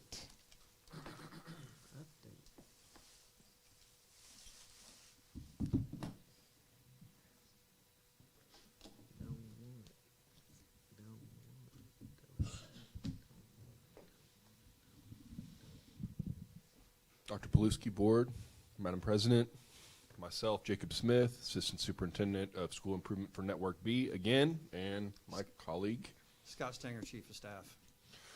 And so what we bring before you tonight has been discussed many times at many different breaths, but this is the final approval for all of the non-athletic and athletic stipends that's associated with the discussion that's happened over the past couple months. And all of the things have been corrected. The only thing that we would need to bring to your attention is that the intention of this by both PPCs, by the Licensed Personnel Policy Committee, would be that no one lost money through this process. We did have 2 coaches because of the average that was calculated from the 5 districts that was presented would have lost some money. And so the ask, we went to everybody on the administrative team, bringing it back to the board. We also sought input from Mr. Beckett, our attorney. And so what the ask is that as presented, we would leave the stipend schedule as we have originally presented to you all, but there would be an amendment to the way you guys approve the stipends so that those 2 individuals are grandfathered in under the current salary schedule, so no compensation loss would transpire. So if there are any questions. Mr. Taylor? Ms. McLean? I don't have any questions. Ms. Wonk? I do. So is there an opportunity or has there been discussion to remove the supervisor or the director from the administrative contract multipliers? We discussed that amongst many board meetings and financial board workshops. We have stated how we want to remove some things. We have stated how we want to make sure that our teachers, our staff are being the ones who are accommodated. So we want to remove from the top, if you will, and then we want to make sure that our staff, like I said, are the ones, our school support staff are the ones who are receiving it. Has there been any discussion regarding that? There's been a lot of conversation, but that specifically has not been brought to my attention as an action item or request of the LPPC to bring to the board. Only what you see before you is the clean copy of the policy that's been discussed and the requisite additions based on the calculations that were produced. Okay. But I know, Ms. Welcome, we did, and we'll have board workshop a little bit of that tonight. We do have ongoing items that we've been talking about, and some of those will be presented tonight. That was another one that was brought up by the board. It was also brought up about, there's a couple of different things as it related to executive team or those individuals as it relates to that percentage, because we talked about no one on executive team would receive a bonus that had been passed. We also talked about reduction of days. We also talked about changing the calculation of the percentage. We can come back and have that discussion if that is the will. I just know, just from the executive level, that taking might be a triple hit. If you don't get a bonus, you don't get a raise, and you take days and you decrease their percentage. These individuals work extremely hard to stay competitive with our surrounding. I would just be hesitant at this moment to do any of that, because we're finding ways or presenting ways in which we all know in this upcoming year we want to give a raise to all of our employees, which is why the things that we're doing we'll present tonight, so that we're able to provide that as a recommendation as we go forward. And the calendar, as you know, will be the next thing we look at, because contract days get driven by the calendar, so we're working on that as well. We'll discuss it again in another workshop, but I am interested in removing that, so I'll leave it to the LPPC and the CPPC to bring it forward, and that way they can bring it before us if that's what they want. I misspoke earlier. It would just be the LPPC. Very good. Ms. Temple? I don't remember. Which two did we grandfather in? It is in the draft yellow sheet that's been uploaded, but it is the 2 head basketball coaches, both boys and girls. Okay. So the stipend sheet has been corrected if we hire somebody in the future, but theirs is different than that. Correct. Okay. And so for the board's clarity, what would happen tonight is you would read the approval that has been approved by Mr. Beckett, and then we would ask that those particular yellow sheets are signed by the board president at an upcoming meeting or after the meeting, and then we would include those in the employees' personnel files to always make a reference in regards to what was decided here tonight by the board. Okay, thank you. You're welcome. Thank you for the clean sheet. Yes, ma'am. And that was from last week, if anybody don't know what I was talking about. But the stipends through with it. And by the way, I'm so glad that what you said, Ms. Walkham, and now you said this has already gone before the LPPC, like certified and classified, right? No, ma'am. These are only a certified policy. Certified, and they agreed. So it's been brought to the LPPC. Right. And, okay, so, but again, and those of you sitting out there, you all need to talk about something else besides stipends, because it's not your fault, Mr. Smith, because you brought what they let go on in the meeting, okay? And I know I have been constantly talking about salaries, but if they don't talk about it, can't be discussed. So therefore, Ms. Robertson, I see you smiling back there and looking, but what I'm saying is the truth. If they don't come forth and be talking about it, then we, at the board, I can stand here all day and plead for them to have a salary, but how do they feel about it? It may be just my opinion as a board member. But I thank you for your hard work that you did do with the stipends, people, okay? I appreciate that very much. And ma'am, I can't But take I really missed, you know that other conversation, all right? Yes, ma'am. And thank you, and I appreciate you. Yes, It's ma'am. not your fault. I appreciate that, but there's been a lot of work done by a lot of people, and I just want to give credit where credit's due. Ms. Stumpenhouse, Mr. Brown's team, I know, everybody. but if they didn't bring it to the table, we could discuss it. And I know I have, but they never said. They just constantly let you all talk about stipends for the past year. That's all we heard about. And I'm agreeing like Ms. Walker, I know they needed something, but if they didn't bring it to the table, I couldn't take it by myself, okay? And again, take the compliment. Thank you anyway. Yes, ma'am. Thank you. Ms. West. I'm good. Yes, ma'am. Just clarity on the motion. You said something about specific wording. Is it, or? This would be in the yellow sheet, Mr. Smith, where it says. Yes, the ma'am. It would be superintendent recommends. under the yellow sheet under action, and it says the superintendent recommends. It's on the second page. Okay, so that's the motion? Yes, ma'am. Okay, I entertain a motion. Madam Chair? Yes. I move that we accept the superintendent's recommendation that the board approve the draft stipend sheet and updates to policies 3.01.1301(1)A, with the exception that the varsity head football coaches index implementation will be delayed. Is this correct? Basketball. Basketball. Right. What did I say? Football. Football, sorry. Football. Basketball coaches index implementation will be delayed until such time as either or both of the current varsity head basketball coaches are no longer employed by the district in these positions. Until such time, the varsity head basketball coaches will be grandfathered under the previous compensation method so as not to lose compensation. Second. It has been properly moved. And I hate that I gotta read it again. It's been properly moved and second that we accept the superintendent's recommendation that the board approve the draft stipend sheet and updates to policies 3.01, 1.301A, with the exception that the varsity head basketball coaches index implementation will be delayed until such time as either or both of the current varsity head basketball coaches are no longer employed by the district in these positions until such time the varsity head basketball coaches will be grandfathered under the previous compensation method so as not to lose compensation. Is there any further discussion? All those in favor say aye. Aye. Any opposed? It passes. Thank Thank you.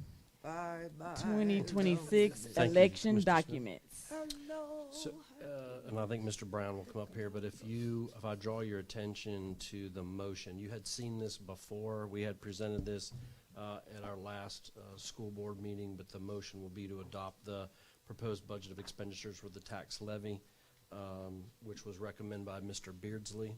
And is there anything you want to say, Mr. Brown, or is there any questions the board may have? None. Because we had discussed this. Right. We presented this at the last meeting. All of the forms are provided by Beardsley, First Security Beardsley, and also by the Friday legal firm. Again, it's just we are required by Arkansas law to have our millage annually on election documents. So this motion approves the sample ballot language, and then we also have to print prior to that election a proposed budget that's non-binding because it's actually 2 years out, but we have to prepare a proposed budget. So tonight's vote would be to approve the ballot language for that millage election question that comes out annually before voters, and it's also approving the well, it's for the ballot language and then approving the published budget for the paper. So we're using this suggested motion that's in here from. On the yellow sheet. I got it. I think it's this one. Yeah, Okay, it says yeah. suggested. Madam Chair, Yes, ma'am. I move to adopt the attached proposed budget of expenditures with tax levy for fiscal year beginning July 1st, 2027 to and including June 30th of 2028, and to approve the related sample ballot. Second. It has been properly moved in second that we adopt the attached proposed budget of expenditures with tax levy for fiscal year beginning July 1st, 2027 to and including June 30th, 2028, and to approve the related sample ballot. Any discussion? All those in favor say aye. Aye. Any opposed? It passes. 5.7 North Florida School District, thank you. 5.7 North Florida School District Construction Owners Representative Contract. Madam Chair, we've presented this as an information item earlier, and we've talked about this a few different times. What we have done several months ago, we put out a RFQ, and we interviewed 3 different companies, and our recommendation for our owner rep is Shields and Associates. Shields and Associates is, and this is the CEO, Mr. Ben Shields. They're a local company right across the river in Little Rock. The attractive price came in 27% of the other 2, and they basically offered some a la carte services to ours, and that's why the cost came down so drastically. Plus, they're going to handle our needs that we need for future bidding and that kind of stuff that we don't have the knowledge base, we don't have the license and that stuff, but they will be representing us for 36 months, and the fee structure looks good. Mr. Taylor, you have any questions? Ms. McLean? No questions. Ms. Wonkum? Honestly, no. Ms. Temple? I don't have any either. Ms. Williams? Oh, no money involved, right? Not much money. Mr. Brown, I wanted to ask you, with this out, it's a whole lot here I don't understand, but would you just explain to me the standard form of agreement between owners and owners represent? Are they representing one of the companies that's building something? Who are they representing? They will be our representative. They will represent the district. The contract form is a standard AIA construction contract that we use with all general contractors and architects. Mr. Shields and Associates will be our representative. They will attend meetings with our general contractors for each project. They will attend meetings with our architects, and they will be an arm of the school district. They represent our interests. So any report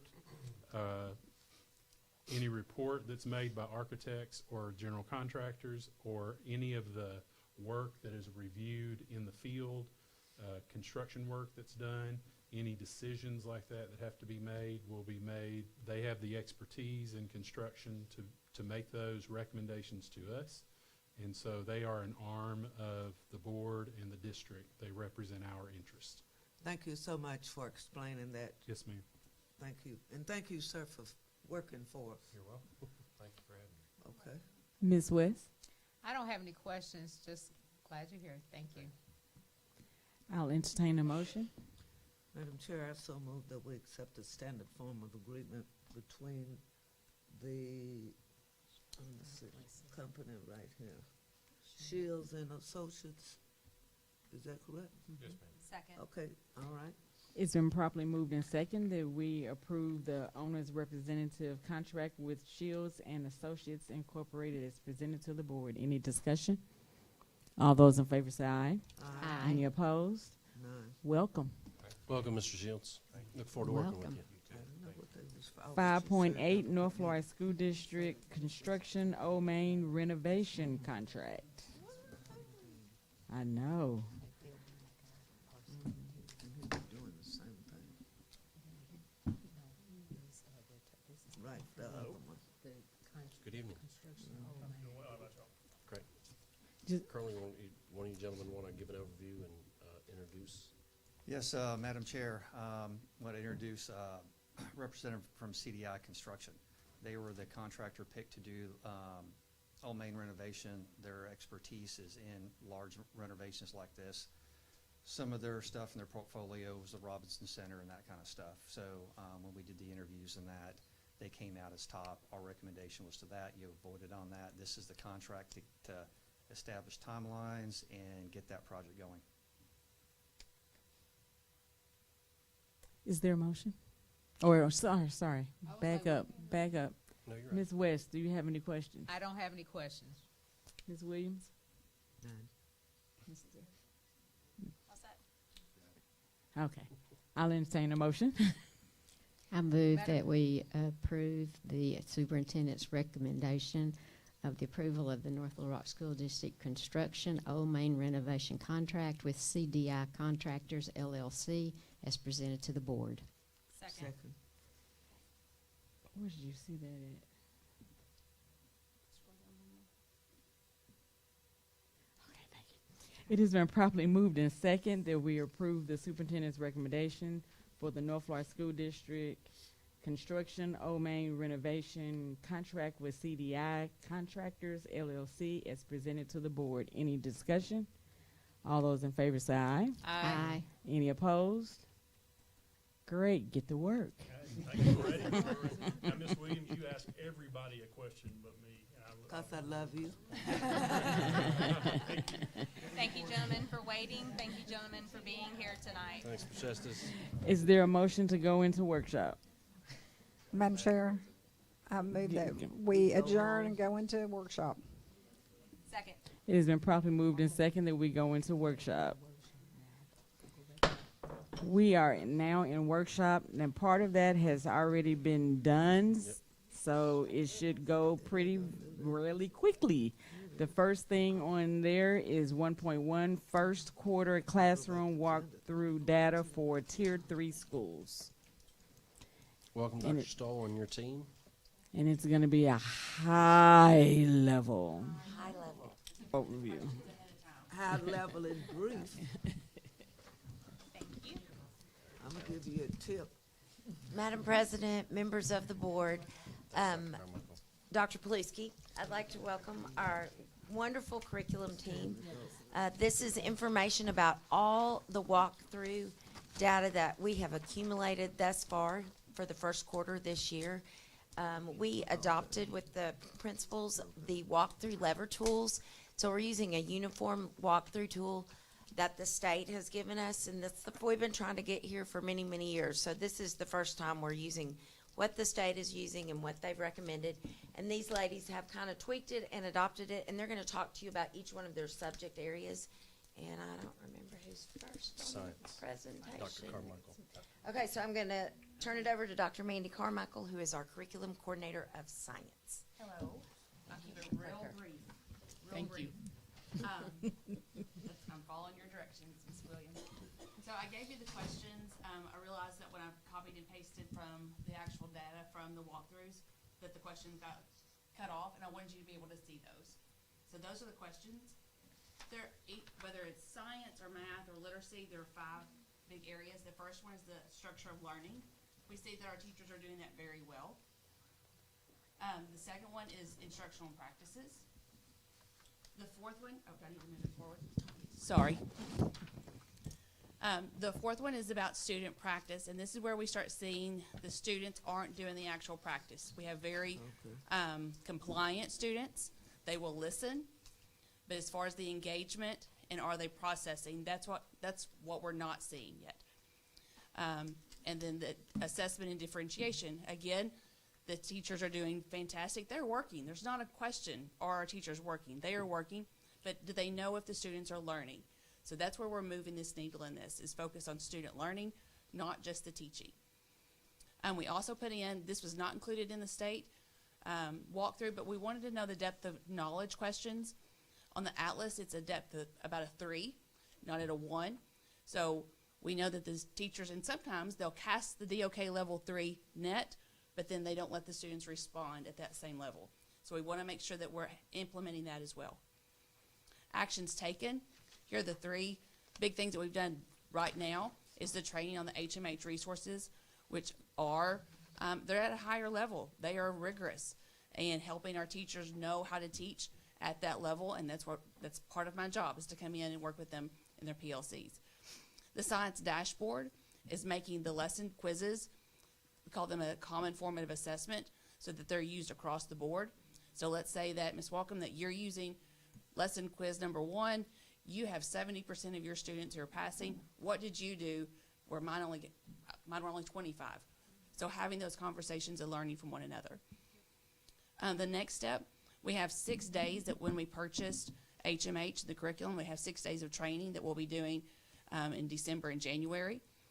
Establishing a 4th and 5th grade learning community across the district, because most of the 4th and 5th grade teachers are singletons in their campuses. So having that network, what worked in your class, what didn't, what can we use together. And then principal and NIS training.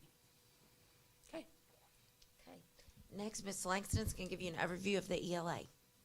You'll find similarities between ELA, just like you did in science. So we begin with structures for learning. This part is usually where we score the highest, so you will see strong evidence there. And then aligned content is usually a strength for us as well. So you do see the 63% with strong evidence of aligned content. And you can sort of see there what we're looking for in those shorter bulleted points. If you have questions about it, I'm glad to answer. Direct instruction, you will see a little discrepancy here because the data pulled a little bit funny, but the green portion is strong evidence in the area of phonics, and the blue, the bright blue, is strong evidence in the areas of both ELA and phonics combined.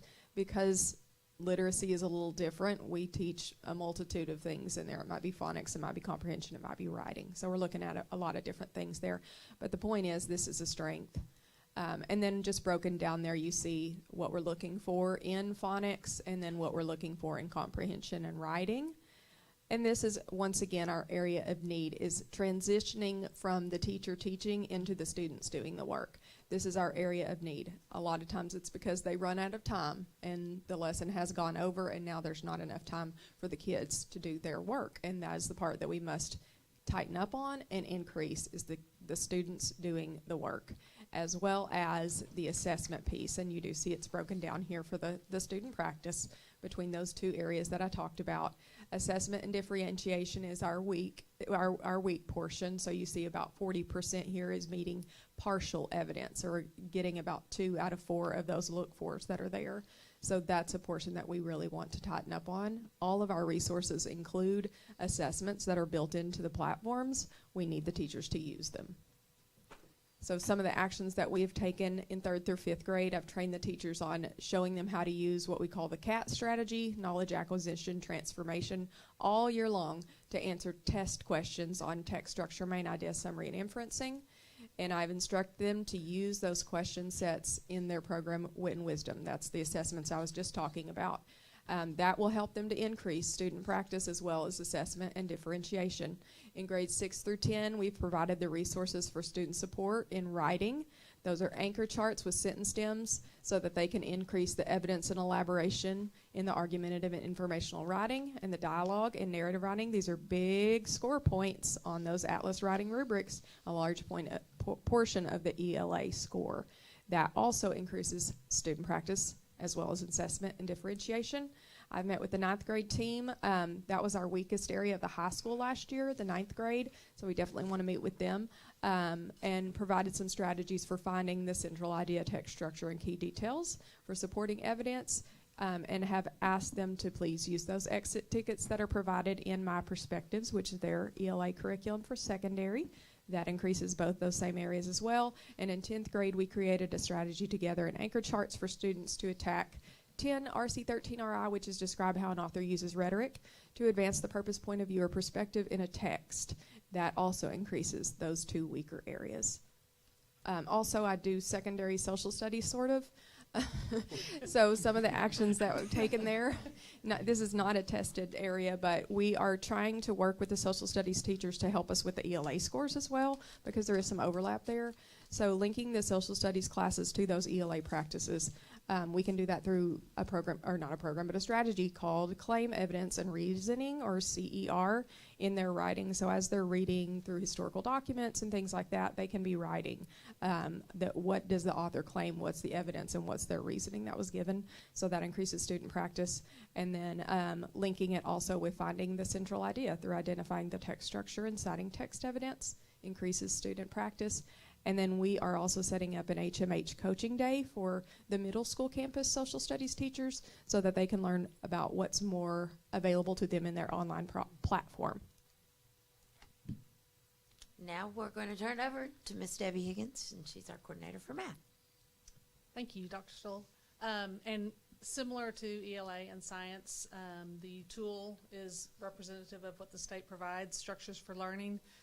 It's interesting for me to see, with the 34 responses at the time that the slides were put together, the meaningful student, sorry I can't read that very well, but I have it right here, the participating in meaningful activities is at 91%, which is phenomenal.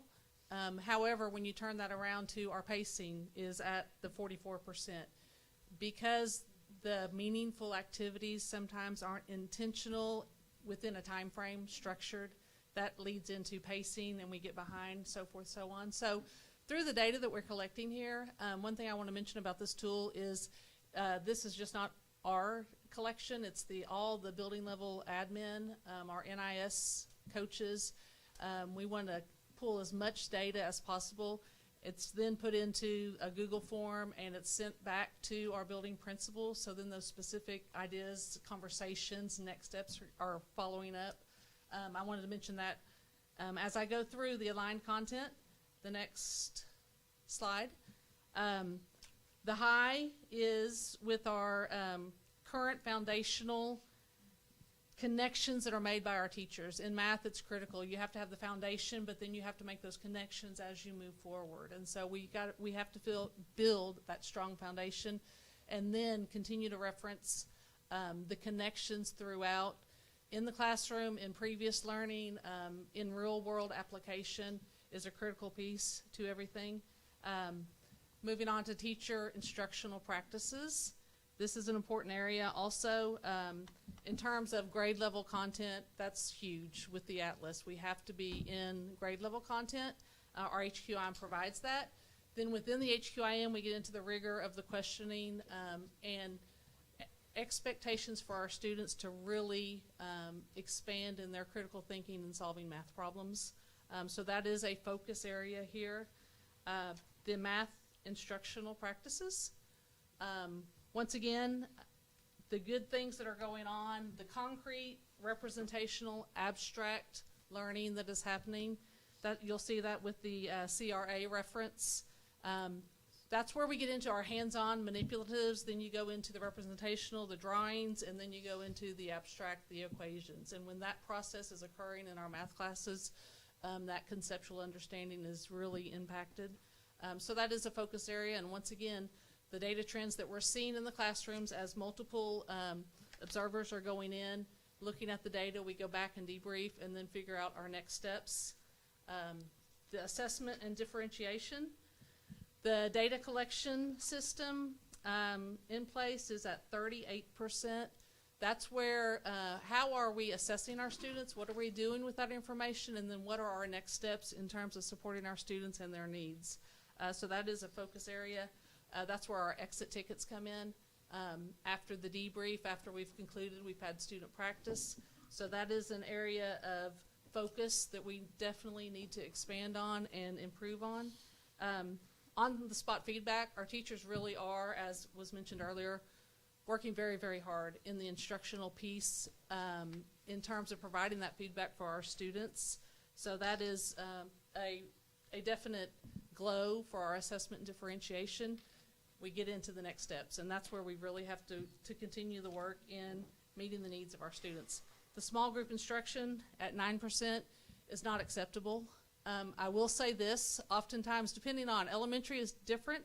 They have a 60-minute block of instruction, and then they have a separate small group instruction, typically after the lesson. Sometimes it's in a different time during the day. Secondary, it's within at the high school, 80-minute block. So depending on the time frame of the observation, whether they've actually seen the small group instruction or not at the secondary level, but that is a focus area because that's where we're pulling our students that have been identified through the assessments that need that remediation to focus in on those standards that, once again, we're continuing to work on to get ready for the summative. So that definitely is a noted area based on the data we've collected. The actions taken.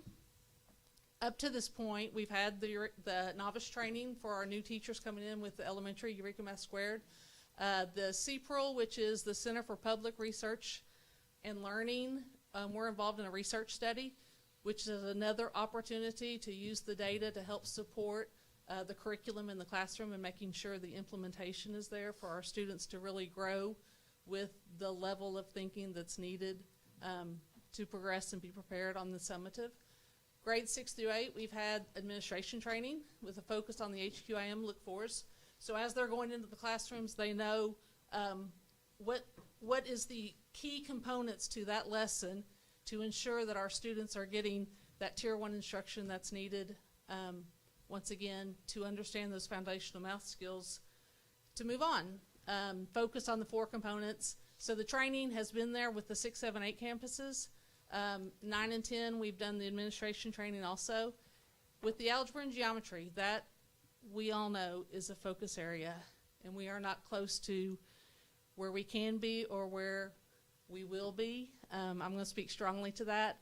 I appreciate the opportunities. We've had state support with some math specialists that have come in and observational walks.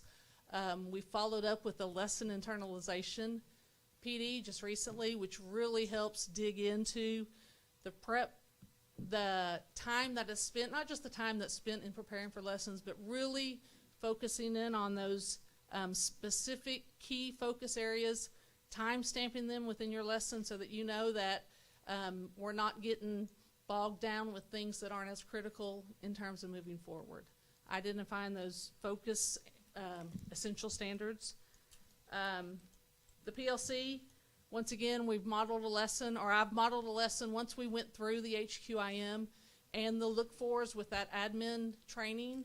I presented at the PLC a model lesson in terms of implementing the workbook along with the digital components, along with the intervention lessons that are provided in the HQIM, and also to ensure that we are focusing on the DOK question levels that are needed.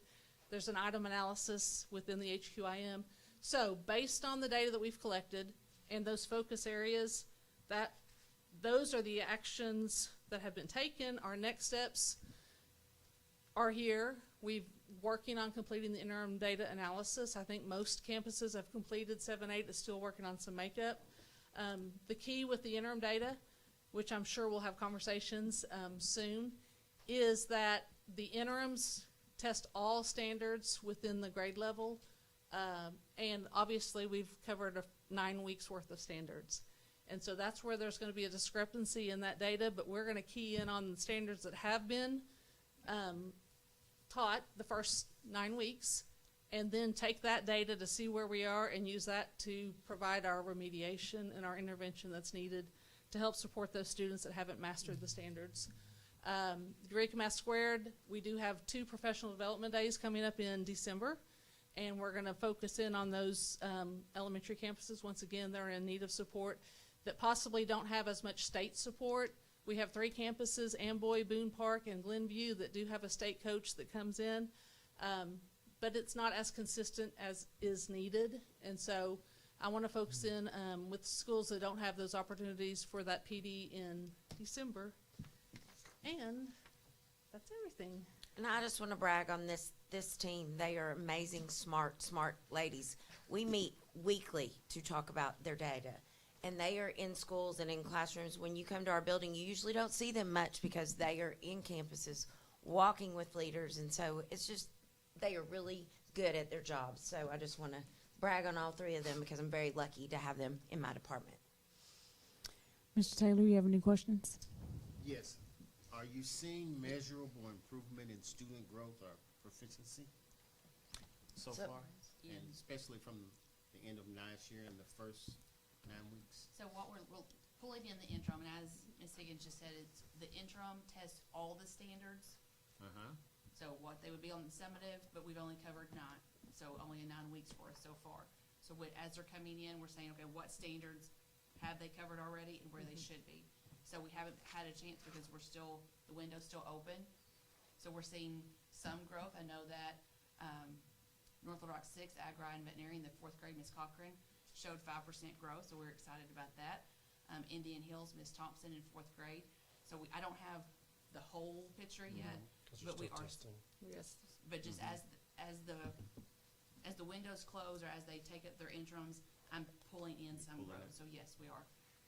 And that window closes November 15th. That's why we don't have it all in yet. Okay. They're not all finished testing yet. The biology we had, so biology last year. So when I'm saying growth, we're using cohort.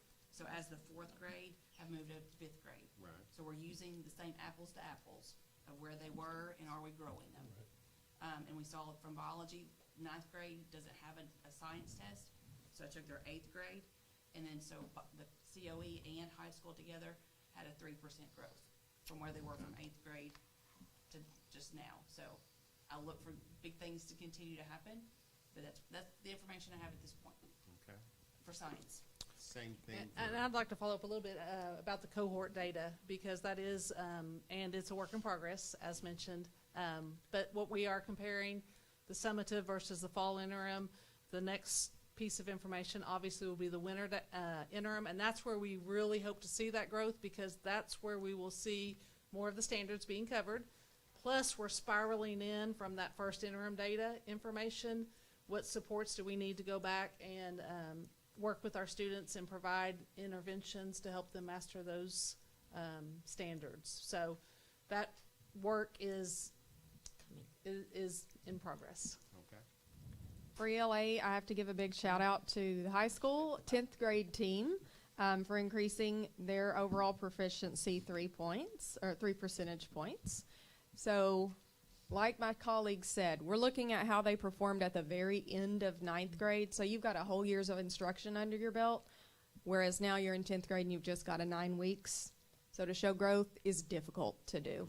But they did acquire 3 percentage points. A big shout out to the 9th grade ELA team at the high school, who also increased by 2 percentage points, and a large shout out to the 8th grade at North Little Rock Middle School, who increased 5 percentage points. At Amboy, 5th grade increased 4 percentage points, and at Boone Park, 1 percentage point in 5th grade, and in the 4th grade, Meadow Park by 5 percentage points. That's what I have for you now. Thank you. And to that, Mr. Taylor, the next school board meeting we have on November 20th.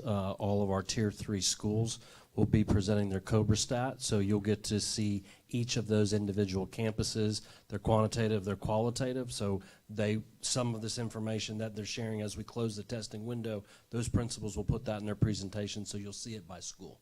Okay. The evidence that y'all have given us in this PowerPoint and the evidence you give us in the weekly board reports that you send out are phenomenal. I can tell y'all are all very active and very busy and involved in this, which we should be, right? And hopefully we're going to see those results, and just the few things that y'all been able to give us on some feedback sound good. So thank you. Ms. Warren. Very good report. Lots of information. I've said this to all of you before, to your faces and in person. It's tough out there. We understand that. We know that. There's some chaos right now because we believe and we know that we are better than the letter grade that the state gave us. And I've said it before and I'll say it again. That state letter grade does not define our success for our children. It will not be our end of the story. And I thank you all and each of you for working as hard as you do, doing what you do to help all of us in this district. Ms. Temple. Can't beat that. Y'all have been through a lot, and I love seeing you come together as a team, and I know how hard you're working, and we're really looking forward to what's coming. Thank you. Thank you. Ms. Williams. What's confusing me is you're using a small number like 35, and then you say teachers, instructions, assessment of students, and then when I get to what's that E?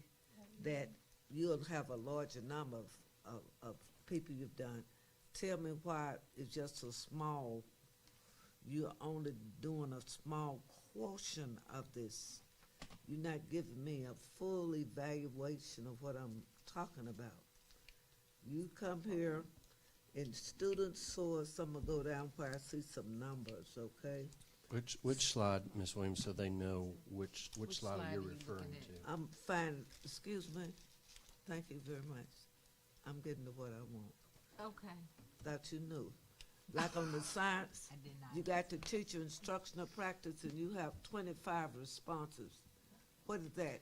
Why is that limited? You just only did 25 people? I mean, explain how you come up with this number so I can understand it. You just did 20 teachers instructing practices. You only used 25 teachers? What that means, that's 25 walkthroughs. Like, so that would be Ms. Carmichael's been in 25 classrooms at the time when she pulled this data. So she's showing you she's been in, that's 20 instructional practice. Okay, and then we come on down here to the next science. I was looking, that's what was confusing me. You have 20 science students use evidence and models supported, and you say 22 responsive. That's what's throwing me off. How are you coming up with? You got more students than this, and what I'm saying, are these just elementary schools? You've separated them. I don't understand the way this is. It's not making sense to me. Okay. I see what you're saying. You got student practices. I'm talking about the number of people. So that's not the number of people. It's the number of times she's walked a classroom. Or anyone, if a principal's walked, or if I've walked, or if there you go. So is this the one that you're talking about, Ms. It wasn't Williams? explained. Yes. Yes. So what this one is on, if you rate it, because the original one from the state was all or none. And I thought, well, there's sometimes you go into a classroom and you have some students who are engaged. So that's a 3. So on the actual form that we've given the principals, 0, like if they click 1, that means no students were engaged. If you go all the way to a 5, they're all engaged. Maybe some of them were. So that's why we did a Likert scale on this. So does that make sense? Does that help? Yes, it does. Okay, now. Good. Now it does. So sorry for the confusion. No, thank you for clarity, because I wasn't understanding the process of what you was observing and how you were grading each step. That's what you were doing. It's a Likert scale of 5, and so depending on the percentage of the students actually engaged doing that specific student practice. Now, this data here explains itself, so you're saying out of this, the 25 walkthrough, this is what you recognize? Yes. Okay. Yes. Thank you. You're welcome. And these are just mine, so each building has their own. Correct. So Boone Park has theirs, and that principal has the data, but can share the response links with the rest of their admin team. But only that building principal has the data and can share. So it's not like it's out there for the world to see. If I come through your classroom and I hit submit, you automatically get a Google form that says exactly what that information is for you and I to have a later conversation.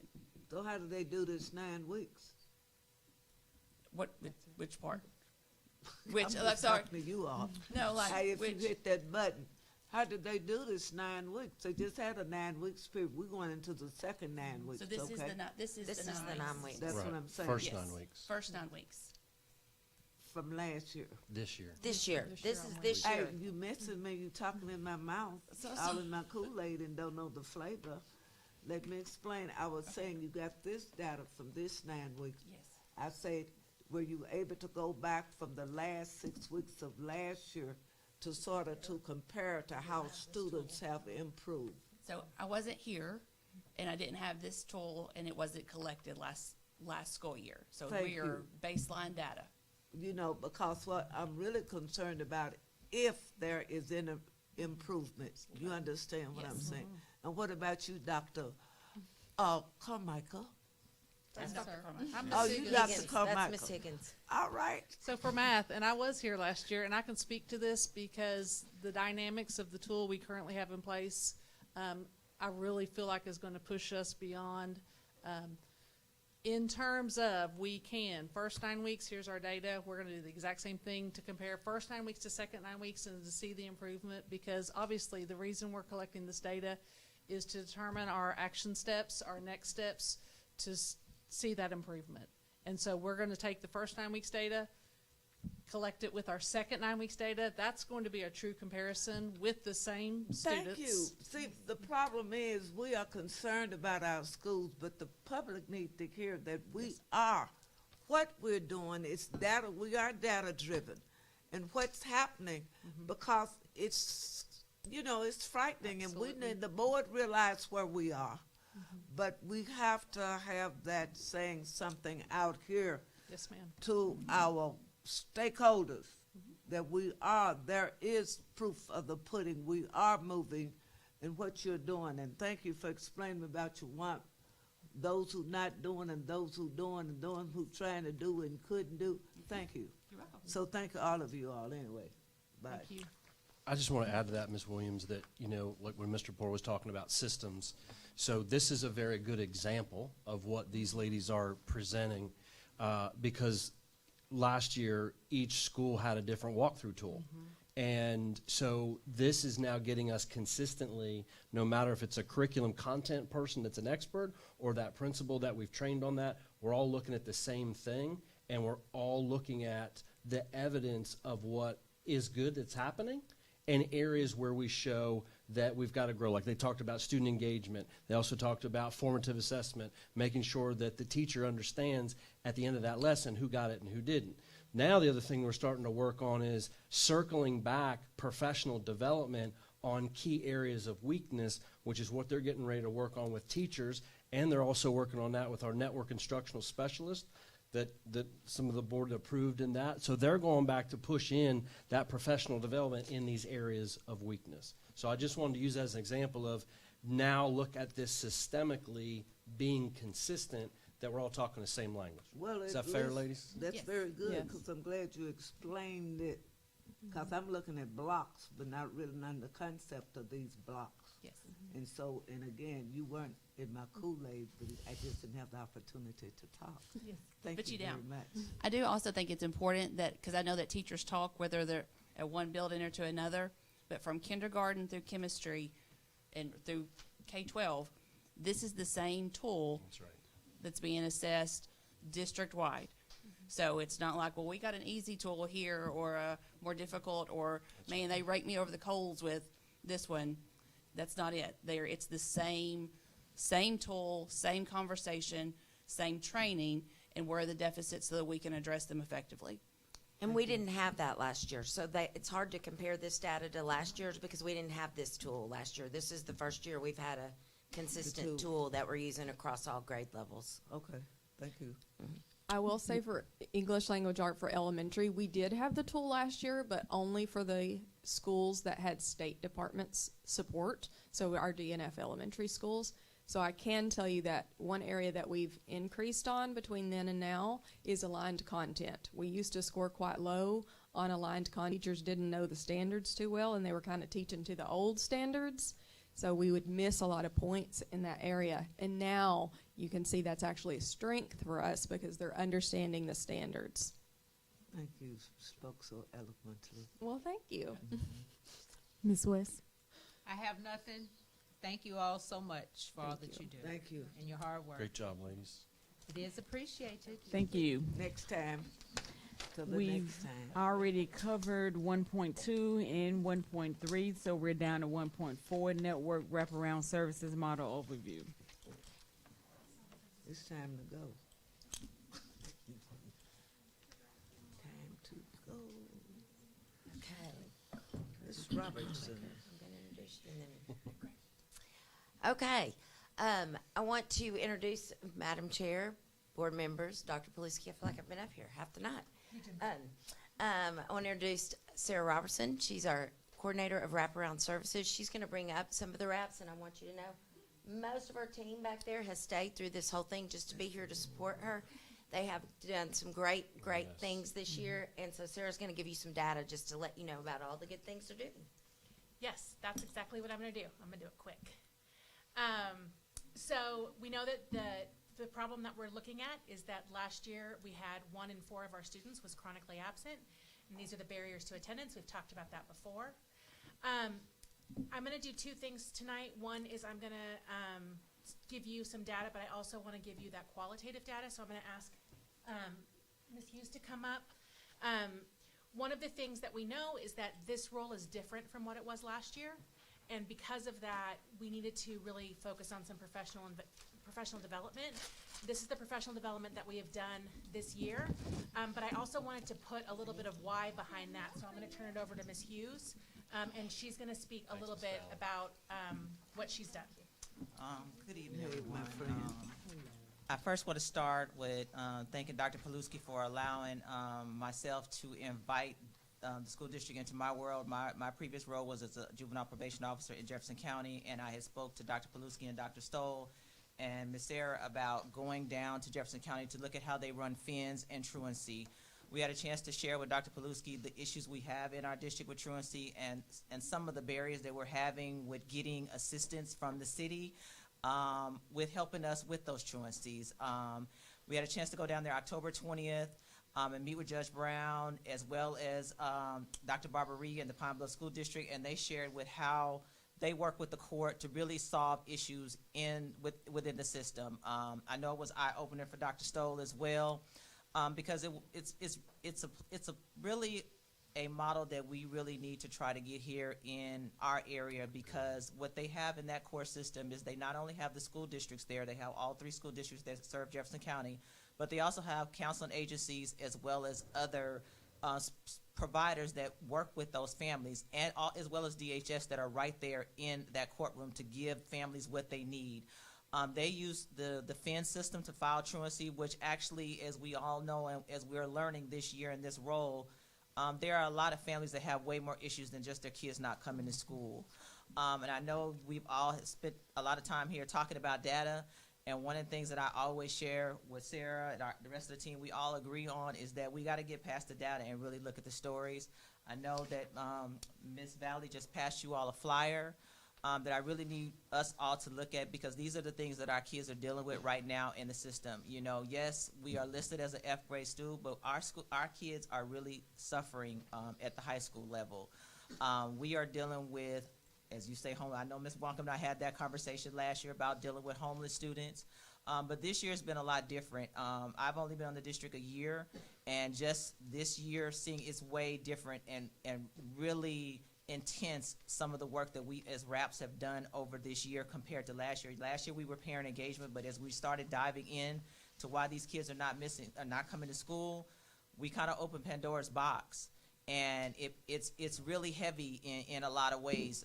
And so I really needed you all to see what is going on in these classrooms. And I actually saw that online, and I was like, wow, that really is what we're dealing with in the classrooms. I kind of wanted to also share from the high school level what we're doing at the high school so you all know, as well as with COE. Ms. Ballard is back there. She's my counterpartner at the high school, so we kind of tag team together. At the high school, we do intervention meetings, and I want to give Dr. St. Louis a shout out because this was actually her baby of what she started before I got there. And we do weekly interventions with each team academy at the high school, which consists of myself and Ms. Ballard, the assistant principals, the deans, and counselors. Like I said, we meet weekly. We discuss students who have intervention needs related to behavior, attendance, grades, as well as other things that are needing and wraparound services. Students are referred to us through the intervention referral system that Dr. St. Louis has created, or via emails. I get a lot of emails from teachers as well telling me what student needs. Now, Ms. Williams, this next part is for you because this is data. This is what I know you like to hear. Mm-hmm. I wanted to share what our numbers are this year as far as the truancies for students that have missed 6 or more days, so you kind of know where we are. Our freshman class currently has 78 students that we filed that are truant with more than 6 days, and that's full days. Pause. What grade did you just say? Ninth grade, freshman class. And what was that number again? 78. 78 kids? Yes, ma'am. Just in 9th grade? Yes, ma'am. Thank you for that. Go ahead. And we filed 9 truancies on there. But I also want to share with you, when we look at those truancies and what's going on with those students, it's some deep things that are going on. It's way more than us just filing a truancy and just saying they're truant. When we started diving into some of those kids, we have probably provided more support for our freshman class with items, referral to services as far as counseling, as well as family needs than any other class in the high school. So I believe that is why that number is reflected there, Ms. Wancom. Mm-hmm. The senior class, we have 25 students that are missing 6 or more days, but we've only filed 2 truancies there. BHD Academy, which would be Dr. Grady's team, they have 47, and we filed 5 there. DVP, which is Ms. Brunson's team, that's 31 students, and 5 truancies have been filed there. And HH&L, which is Ms. Bishop's, is 30 students with 2 truancies filed. While that seems like a lot, that roughly amounts to 211 students, which means that less than 10% of our population is truant, which I think is why we want it to be perfect, but when we look at what we've been dealing with, it definitely is a good number to have. So I definitely wanted to make sure that you guys all knew where we stood there as we're moving forward. Lastly, I just kind of wanted to give you a couple examples of some students that we're working with right now. I'm actually working with a young gentleman who's 17 years old. He's not living with his mom. He's living with his sister who's 21 years old. He basically shared with me that mom, when they got evicted two months ago, she said she was done raising kids, and so she figured it out on your own. So he moved in with his sister, who's barely trying to figure it out on her own. She's working 3 jobs. She's going to ULR. She's just trying to figure it out. The reason why he came to us is because we sat in our intervention meeting, and the first day, he didn't want to talk to us. And then he came and knocked on my door. The next day, I was like, I want to tell you what's going on. And that's when we found out. The part that got me was he also works at Wingstop over in North Little Rock. But he lives in Little Rock over by Central High School. Guess what happens on Monday, Tuesday, and Wednesdays when he gets off at 2 o'clock in the morning? Sometimes he cannot get a bus because there's no buses there. He can't get an Uber because there's no Ubers out there. He told me he walks home. No. Yes. No. Yes. God yes. almighty. No, I don't handle that. And that's why I needed you guys to hear what we're dealing with at the high school level. You know, we've talked about these things, and that's why I need you guys to see that is good, but we're dealing with real life. This is real world. It's a real world. Students behind the numbers. Thank you. Say that again, Dr. Pete. The students behind the numbers. Yes, and I need that. That's right. To be focused on from us. Another student I want to shout out that I worked with from last year, she was giving us pure D, you know what. But, you know, she was actually in Ms. Brunson's group last year. She's a senior this year, and she's going to graduate. Yeah, she is. But she doesn't have parent support either. She's being raised by a cousin. And she's working, she's doing what she has to do. I just want y'all to know what we're doing at the high school is real work. That's right. Lastly, I want to bring two things to your attention. We're having a coat drive. It's called Operation Warm Coat. I asked the staff on Friday when Dr. St. Louis had her professional development to ask teachers to bring coats, shoes, jackets. I'm asking all of you guys to clean out your closets. I'm pretty sure you guys have some stuff too. A lot of times we have kids that need sweatshirts because y'all know on Monday it's going to be real cold. I asked the teachers not to put them in the clothing closet. We're blessed to have a clothing closet and a pantry on campus. But teachers already have the relationships with the students. I wanted them placed in the classroom so that the kids could just grab. We don't need to write down. I wanted it to be where they could just go in the classroom and get it, and it wouldn't be a spectacle of them having to ask somebody else. So we're doing that. So if you guys have things to donate, or if anybody's listening, we're looking for donations as well. Lastly, I got news today. I want to bring your attention not just to what we're working with, but we have students in the district that have been missing. And tonight I saw one of my students that I'm working with now is missing. This year we've had 6 in North Little Rock, and 4 of them have come from the high school. And we need resources to help those students. And when you're looking at those Morgan Nick notifications, some of them are our students, and I really need you guys to know that we're dealing with those things, and we take this work home. It's not easy work, but I just wanted to make sure that you understood the names behind the data. That it means more to us than just letter grades or all that other stuff. Great job, Ms. Hughes. Speaking of missing Great job, children, Ms. Hughes. Shorter Garden, do we know Yeah, like I can how? talk about Shorter Gardens. Yes, Do you want me to please. do that now? It- So I I've have called. a question first before she gets to Shorter Gardens. I want to ask her about fins. Yes, ma'am. What she was dealing with down in Pine Bluff. Yes. And I can do it real quick. Okay, I just want to ask you a question. Yes, ma'am. You said you were not aware. Does Little Rock, in previous years, Judge Goober had always handled our fins program. And at that time, when they used to handle it, used to cost $100 per person or something. So I'm asking you, have you all, have whoever's supposed to contacted to see if we still have a fins program, families in need of assistance, because when I heard you speak, you said, well, you wasn't aware if we had one here in Little Rock. That's where it always everything always come out. That's what I was referring back to you. Were you aware or you just happened to slide on down the Pine Bluff? Oh, I'm aware that they have it. I've actually have walked families through the process, but the process runs totally different here in Pulaski County than it does in Jefferson County, which is why I wanted our team to go down there and see. The way it works here is nothing like it works in Jefferson County. They've actually filed some of their fins for truancy at 4 or 5 days, and which is what we saw while we were down there. They don't operate fins like that here. It's kind of like a wait and see kind of program, which I hate to say, because when we send families over there, they're waiting for someone to talk to them. They're waiting for someone to act. And what ends up happening is our kids end up suffering even longer. That's right. And which is why I shared with Dr. Paluski that we needed to have that conversation. And we've already had a little bit of some conversations with the prosecuting attorney who wants to help us here as well. We've also have started some conversations with the juvenile court, because I think North Little Rock could be a great place to do a pilot program for fins, which is what I shared with the team. But I needed them to see how it should run before we went to anybody asking them for some help. So we've actually have had those conversations. Well, being years here in the district, we have had that at one time. Because even as an administrator, I've had to take kids to juvenile courts with the fins program. And when I heard you say it didn't exist, it is something that needs to be done, because truancy was what the district has always dealt with.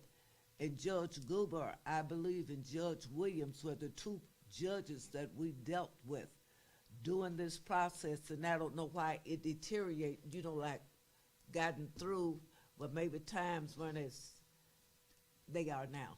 Correct. It's made the difference. And But anyway. and it's different. There's 2 different judges, but Judge Brown That's why I'm so glad we were able to go down there. Judge Brown knows those two judges, and he said to us when we met with him privately that he would put in a word of what we were trying to do. So we do. That was the beauty of having that collaboration, because I had worked for Judge Brown previously, that he could help make that connection and help us get that started.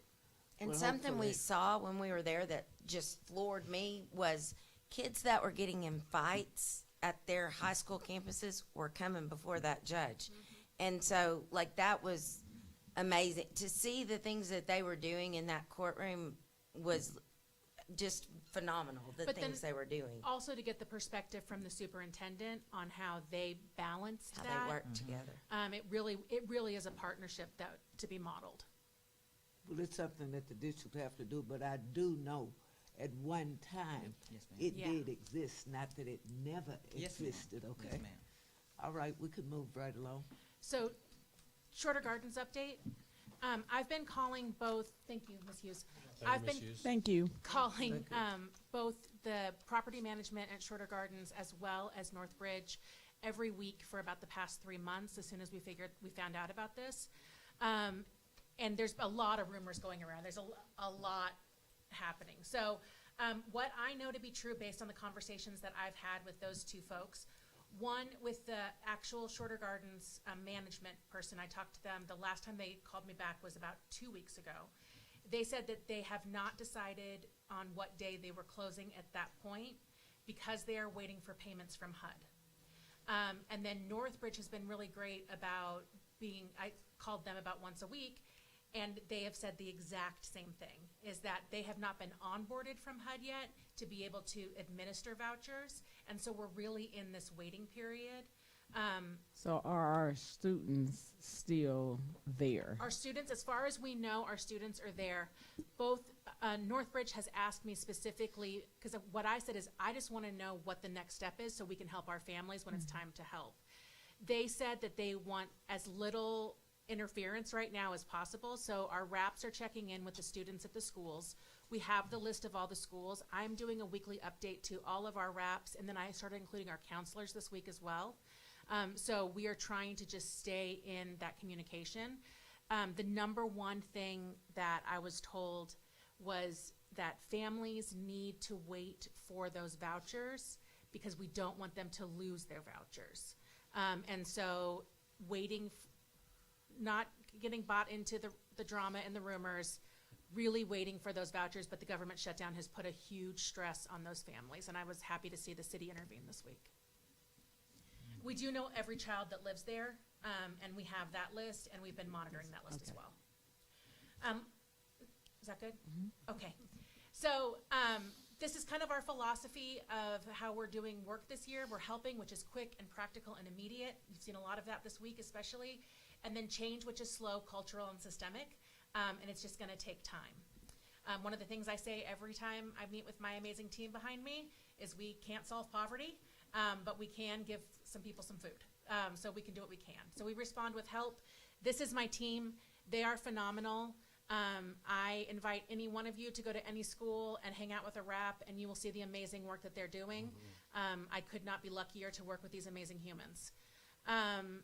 This is what we've done. So what we did is we had a start of year tracker that I just kind of started since this is brand new work.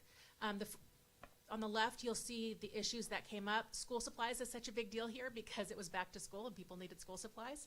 So thanks, Ms. Person West, for making sure we had those. And then what we learned is that we are really able to meet that 24 to 48 hours, being able to talk to families and act urgently.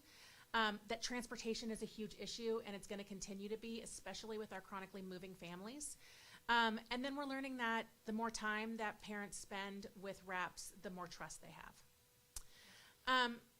From that, or this is just kind of a log of what we've done, the numbers of what we've done in the first quarter.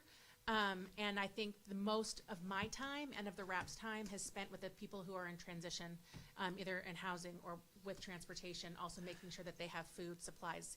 If you imagine somebody moving every 3 weeks, there's a lot to do there. Okay, if you want to come up. I just wanted to share this. We had 4 schools that for our back for our parent-teacher conferences, they held little like resource fairs, little free stores. And so this, Kay was one of them.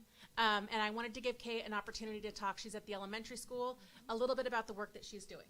Okay. Good evening, members of the board. My name is Camila Robinson. I am the wraparound service specialist for Ridge Road and Pikeview. I am new to this, but I'm true to this. Can you bring your mic up a little bit? Just I am new to this, but I'm true to this. I got you. Just Okay. bring it on to you. Bring it to me? Yeah. Okay. Bring it to you. All right. The core of my job is simple. I help eliminate the barriers that keep families from getting their kids to school and getting them there on time. Every Wednesday, I meet with my attendance committee. This team consists and is led by our assistant principal, Ms. Reed Moss, and along with our attendance clerk, Ms. Trinidad, and Ms. Southwell, our counselor. During these meetings, we identify which students are chronically absent and decide what interventions need to happen. Basically, I personally contact all families who have 3 or more absences, because I'm reminding them, we got to get here. 6 days is too many. This always starts with a simple phone call to the parents. I check in to understand what's preventing their students from coming to school. Then I work with our teachers, our staff, as well as my RAP team and the community to meet those specific needs of those families. And just some examples of things I do. I make home visits with our officer, Jay Booty, and some of the staff members will ride with me sometimes too. I coordinate with transportation for our families who are displaced, and I also provide clothing, food, and personal care items to our families. And I also connect them with resources. If it's something we find out who's giving food, what food pantries, we give that information to our families. And I just want to finish with a story. Most of you have been to the Ridge Food and Clothes Pantry. Yep. That's what I call it. And I get referrals by word of mouth, email. If someone see it, they're going to come get me. I'm the person they come get. Today, for an example, I had 2 students that came to me, that was brought to me, and I called their parent first. I don't do anything without talking to the parents, find out what the needs are, and then I proceed to get those children, bring them to the pantry, and let them shop. And they be so excited. And one of the little kids today told me, this is one of the best days of my life. So that's what makes me go strong and hard. You're the best. Thank you. Thanks, Ms. Kay. What I'll also say about Miss Kay is that she has style, and every kid that gets dressed from the Ridge Road Pantry has style as well. She is not playing. And she is driving all over North Little Rock and Little Rock to pick up donations. So she's phenomenal. Where do you mostly get your donations from? It is just, there's not really one place. Churches are probably the biggest. Churches have been phenomenal, churches all over the community. Other than that, it's folks that see and call and hear. But yeah, I think churches are probably our biggest supporters. And I wish I could show you the pictures of those smiles of those kids' faces. So we listen for change. One of the things that we did this year is we being me, did a parent and family engagement survey. And we did it like me. We did it in alignment with the U.S. Department of Education Family and Parent Engagement Framework. We had 351 families. It was not a survey that we did incentives for. We just kind of put it out there for 2 weeks, and we got some really great data. This is what the survey questions were. We did 3 open-ended survey questions, which can be risky, but it really paid off. And then this is the methodology, boring stuff. So what we did is I took the first few questions and really look to see how many advocates we have in the district. I was really surprised and excited to see that 66% of those interviewed or that took the survey were advocates. These are the questions that we asked, and these are the folks that answered that they agree or strongly agree are advocates. I receive information from my child's school in a way I can understand. The school provides communication in my preferred language. I feel welcome at my child's school and encouraged to be involved. What we want to do is make sure that we keep those advocates, that we're working to take those neutral folks to advocates. And detractors rarely become advocates, but we might grab one or two along the way. So that's really what our goal is. The 3 themes that came up from this survey is communication and transparency. There were some great things about communication, and then there was also some things that we can definitely learn from. Working with family schedules, that's the one that's really resonated with me. Not everybody has the time to come to the school, so how can we get the school to come to them? And then academic partnerships and learning at home. A lot of parents saying, I want to help my child learn, but I don't know how. So we asked 3 open-ended questions. What's one thing that the school district does well? I really love the one here. I appreciate the school's efforts to prioritize student safety. I also like that they say that the school district's willing to listen. What's one thing that the school district could do better to support?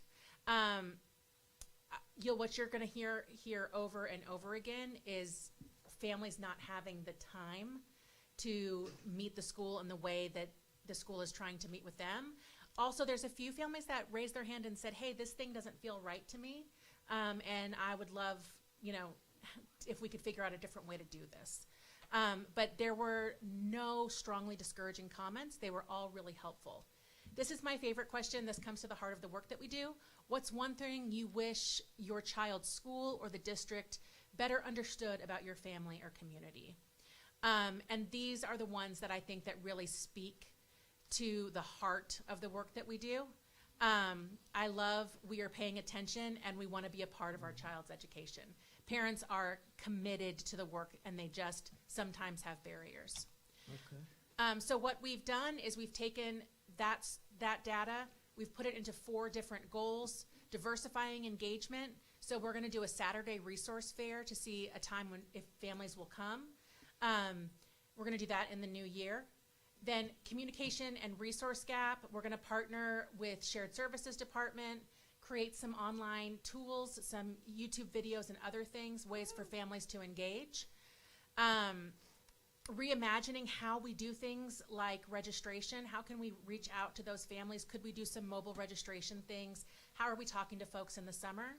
And then really then thinking about the systemic improvement overall. I did fly through those on purpose. I know we don't have a lot of time. The last thing I want to say is that obviously the government shutdown has put a little wrench in all of this work. So this is the prize. My eye is definitely there. We are working diligently to meet immediate needs for families. And we have a kind of a 3-pronged system that we're doing that. One is things that we can control. What we can control is how we feed kids at school. So we have a focus group of administrators and our counselors and our RAPs that are helping increase breakfast. And I am very proud to say that after 1 week, we have 200 more kids that got breakfast this week because they got to school on time. Awesome. And we're also providing a quick breakfast for those that are coming in late. So that's really great news. We are trying to increase donations to our pantry, and I'm sure you all have seen that. And then lastly, we are reaching out to all of our partners. There's a brand new resource page today on the website that lists every single food pantry that's open in North Little Rock. And that went out to parents tonight. Awesome. Okay. And just so you know, she has been on the news now 3 times? 3 times. 3 times. They called us. And they are calling us, asking, when they can come out and how they can help us to get donations for our food pantry and just help our families. And the work is the people who are standing behind me every day building those relationships. It has very little to do with me and everything to do with them. Yes, they're an amazing team. Can they all stand up? Can our wraparound service providers that are here? We're going to get you some help. Dr. Paluski said tonight he felt like maybe we need to have a person in one school. because it's gonna help, but not soon now. We have to work on that. Don't tell Kristen Soon Valley. as he Don't- work. But it's coming. Oh, Miss Roberts. It's just a discussion, but Miss okay. Roberts. I'll find those positions. I'll write it up. You tell me. I'll start You tell me how we're writing going to afford it. I know. Ms. Roberts, you coming to speak to the retired teachers Tuesday the 11th, November the 11th, Yes, correct? ma'am. Okay. Make sure you have the data for us. Sure. And you don't have to be long, but just data. The more you can share, perhaps we are going to give you all a love offering, but the more you can share and show, maybe Yep. you can get more. You Yep, understand? I totally understand. Thank you And for we'll that. be bringing stuff in the hand, and then we have our pocketbooks open too. Great. I love So, both those things. This is when we need to but, pay it out to you. I know you'll do a good job, but Miss Valerie McLean and I are two of the retired teachers on the committee. Well, thank you. But we'll do the very best we can to help you. And we're supposed to be, and you, I'm sure you talked to who, Miss Tackett? I believe so. Miss Tackett. Yeah, and you told her what we could bring, so we always have a list. You guys are so good. But the North Rock Public Education Foundation, we are also donating you. Great. We had $600 in donations this week, which has been really helpful. Last night I was at TJ Maxx buying underwear, socks, and undershirts. So those donations, especially the cash donations, they just allow us to get what kids actually need. And if I can scour TJ Maxx to get something with a name brand that's going to make a kid smile, that's what we're going to do. All right, and thank you. Thank you. Anything else? Does anybody else have a question? I always have something to say. One, thank you. Two, I want to say I appreciate you. I appreciate every single one of you that are doing the work. No, she didn't. I've been in the trenches for some of with you. I love you for it. I thank you for doing it. Miss Hughes and I are going to get together, and she's going to get that little, my little cell phone to that little individual. And I'm going to wake up at 2 a.m. in the morning, and I'm going to get that child.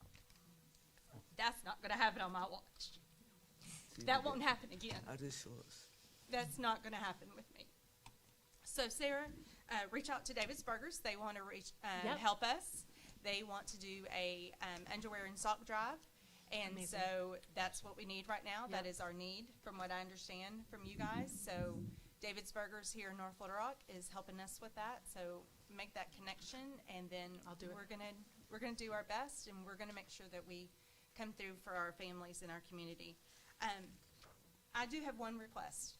Can we put this on the website? Because I need anyone and everyone. Put it on a billboard for all I care. I'll pay for it. Send me the bill. I want this out there. Yes, ma'am. We'll This right here It's powerful. speaks Very to our school district. That's all Miss Hughes, yeah. This right here is not our letter grade. That's right. This right here explains where we are, who we are, and where we are going. That's right. This right here is a visual for you to understand, for you to get involved, for you to volunteer, and for you to assist. Y'all done made me cry 3 times tonight. I'm not happy with you. Did you Love have you, something you want? I just want to say I am thrilled at what this program is doing, and I'm thrilled that it's part of the reorganization that you did, because obviously this district needed this program.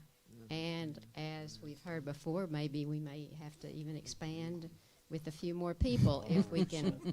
I don't know where we come up with money, but anyway, it's wonderful what you're doing, and the network specialists at the different schools. It is awesome. I can remember when I was librarian at the high school, I did summer school, and they'd come to the library and get on the computers, and I just went around to each one of them saying, well, why are you here? And the stories I heard, I mean, I felt like I was at the emergency room, and there was blood and guts and broken bones and everywhere. So, but I felt helpless. These were people trying to graduate, being a senior. You know, they were coming to summer school to do that. So this is awesome. I love it. Thank you. Thank you for everything that you guys are doing to help our students. Did you? No, go. I'm sorry. No, you always have to go last. I do go last. Hey, I appreciate But you go all right in on the ahead. back for staying through this to 9:13 tonight and wasn't on program, but I appreciate you for your support, okay? They're the And I best. think you needed to hear that because you didn't have to, but you did. And that goes beyond words. And thank you, Mr. Rogers. You didn't have anything to say. We're glad you stayed. I just want to. Go on. Yes, sir. She said there's coats. The young lady back there told us about they were collecting coats. Yes. Ms. Hughes. What day or what was that? For the whole month of November, sir, I will Where- send you the flyer. I'll email Okay. Dr. Paluski and I'll send you. Mr. Thank Barnes, include Mr. Barnes if you would, Ms. Hughes. Okay, thank you. Yeah. And I just. Thank you very much. And where to bring them and drop them off and all that. Come to the high school. If we get enough, we always share out of the pantry. We're kind of like share it all. So if we get way too many, if people want to buy smaller coats, we can put them out there at the pantry and then we can pull from there. And then elementary can have access to that as well. Okay, so let me say this real quick, because it's only been on the school district's website since the beginning of the school year. We have a QR code that's especially for coats and warm clothes. What is it called, Brian? I can't even remember. Operation Warm Coat. No. It's something else. I can't remember the name of it, but if you go up on the donations tab, it's a link and it's a QR code that we kind of work together to put that up, and it's been up since the beginning of the school year because guess what, Angela knew it was going to get cold. So it's I forgot what it's called, but you can donate there, and then you can have like the money will go to that particular fund, and we can buy coats from there. And I have a wonderful wholesale place that I can get coats from. But I tell you what, listening audience, I will be calling you again because all of those school supplies, get ready, district office. You may have some Amazon boxes coming. Ms. Roberts, We ready? I was going to be the last one to say. Ms. Roberts, first of all, just want to thank you for your leadership.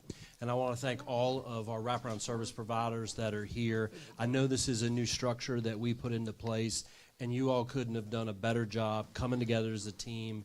And it's evident your passion for helping students and families, and it's making a significant difference. And I want to say thank you to all of you and all the work that you do to make a difference in the lives of a child and a family. My people, thank y'all so much. Sarah, you have 3 minutes. I have all the minutes. We're not finished yet. So We still 1 have point, things to do. yeah, 1.5. We're going to 1.6. Yeah, we're done with 1.5, so we're going to 1.6. You want a high level overview of this? Very high. Okay, Mr. Brown, you're up, Mr. Brown. And the board would like an extra special high-level overview. One extra or two? Two. Two extra high-level. Two extra. Just give us the important, what we need to know that we haven't already read.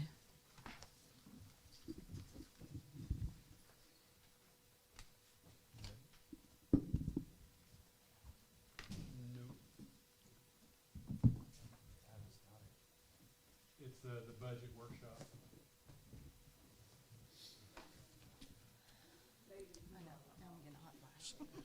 It is hot.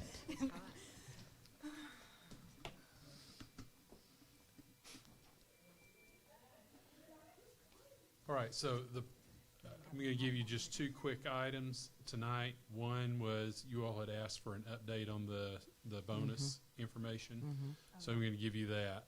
The total number of employees that we're paying the bonus to is 1,181.5.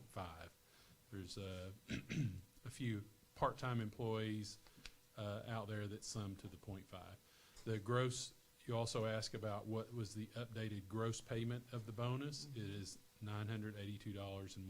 So that's what each full-time employee will be paid for the bonus, and part-time employees will be prorated based on the amount of time they work in a day. You all also ask about the pay date. the pay date on this. We were just- In bold, November 25th. Very good, very good. Okay, good. November 25th. We're preparing that import file, and we're actually going to get that completed a little bit early, and we're going to pay it on the 25th. So Awesome. you all also ask about paying it on a separate check versus a regular check. Yes. And I've given you some information there about the IRS. The IRS requires you to identify how you pay your employees as an organization. We're semi-monthly, which means we pay 24 times per year. If you pay anything paid to an employee on those 24 checks are, according to the IRS, 24 check tax table. If you pay a 25th check, it's called a special pay or an additional pay, and there's an IRS federal tax for this year, it's 22%. So your federal tax automatically becomes 22%. So this summarizes, this is just an example. So this is a licensed employee, a teacher. So the top box and so on the left side where it says included on regular payroll. So the top box would be that teacher's normal payment to them. And then the box below is the normal pay plus the bonus. And you'll see the net, if you do the difference in the net, that simulation there, the teacher takes home $698.93 for the bonus. On the right side, if we do a separate check, the bonus payment net would be $601. So you can see it's roughly a little less than $100, but $100 more net if we put it on the regular, one of the 24 payrolls versus a separate. Same scenario for a classified employee. We selected just a secretary position in classified so we could do that same comparison. Again, net difference between a regular payroll payment is $698.93. The payment made directly to the employee on a 25th check was $601.61. So you can see there, again, they take home more if we put it on the regular payroll. So just the larger net pay is when we include it on one of the 24 pays, and smaller if we pay it in a separate check. No, and if you go back, just when you have time, or if you're interested, if you'll look, let's look at this particular, the secretary's place. If you look on the bonus, the federal line on the bonus, where it says separate bonus check, the federal line was $200.92 just in federal taxes. If you come over to the regular payroll and on the bottom box where it says federal, it was $149. That's the federal tax for their normal payroll plus the bonus. So you can see the difference in those two lines are the federal tax lines. I just wanted to point that out to you. Okay, and then quickly, I just wanted to start the conversation and lay the foundation on FY27 salary schedule potential investments. Okay, so next year, now's the time to be starting the conversation about what can we do for investing in our salary schedules for employees. So we have some sources that we can invest in. One will be district operating savings, and then another would be potential operational changes, and that could be one of the items we've been talking about and discussing on the savings plan was the high school schedule and reduction in preparation time. And you know the high school has 450 minutes of prep time per week built into that schedule for teachers, and what the state requires is 200 minutes. So we've got a plan in place where we're looking to see what we could save in making that change to adhere to the state guidelines and not be over. Because if you offer more prep time, that obviously increases the amount of that's less teaching, and that increases your staffing for that particular location. The other, I know the superintendent has talked with you all as board members about the possibility of doing some outsourcing. We actually have a proposal from ABM that you'll hear at your next board meeting, and that's the possibility of outsourcing custodial services. So I've got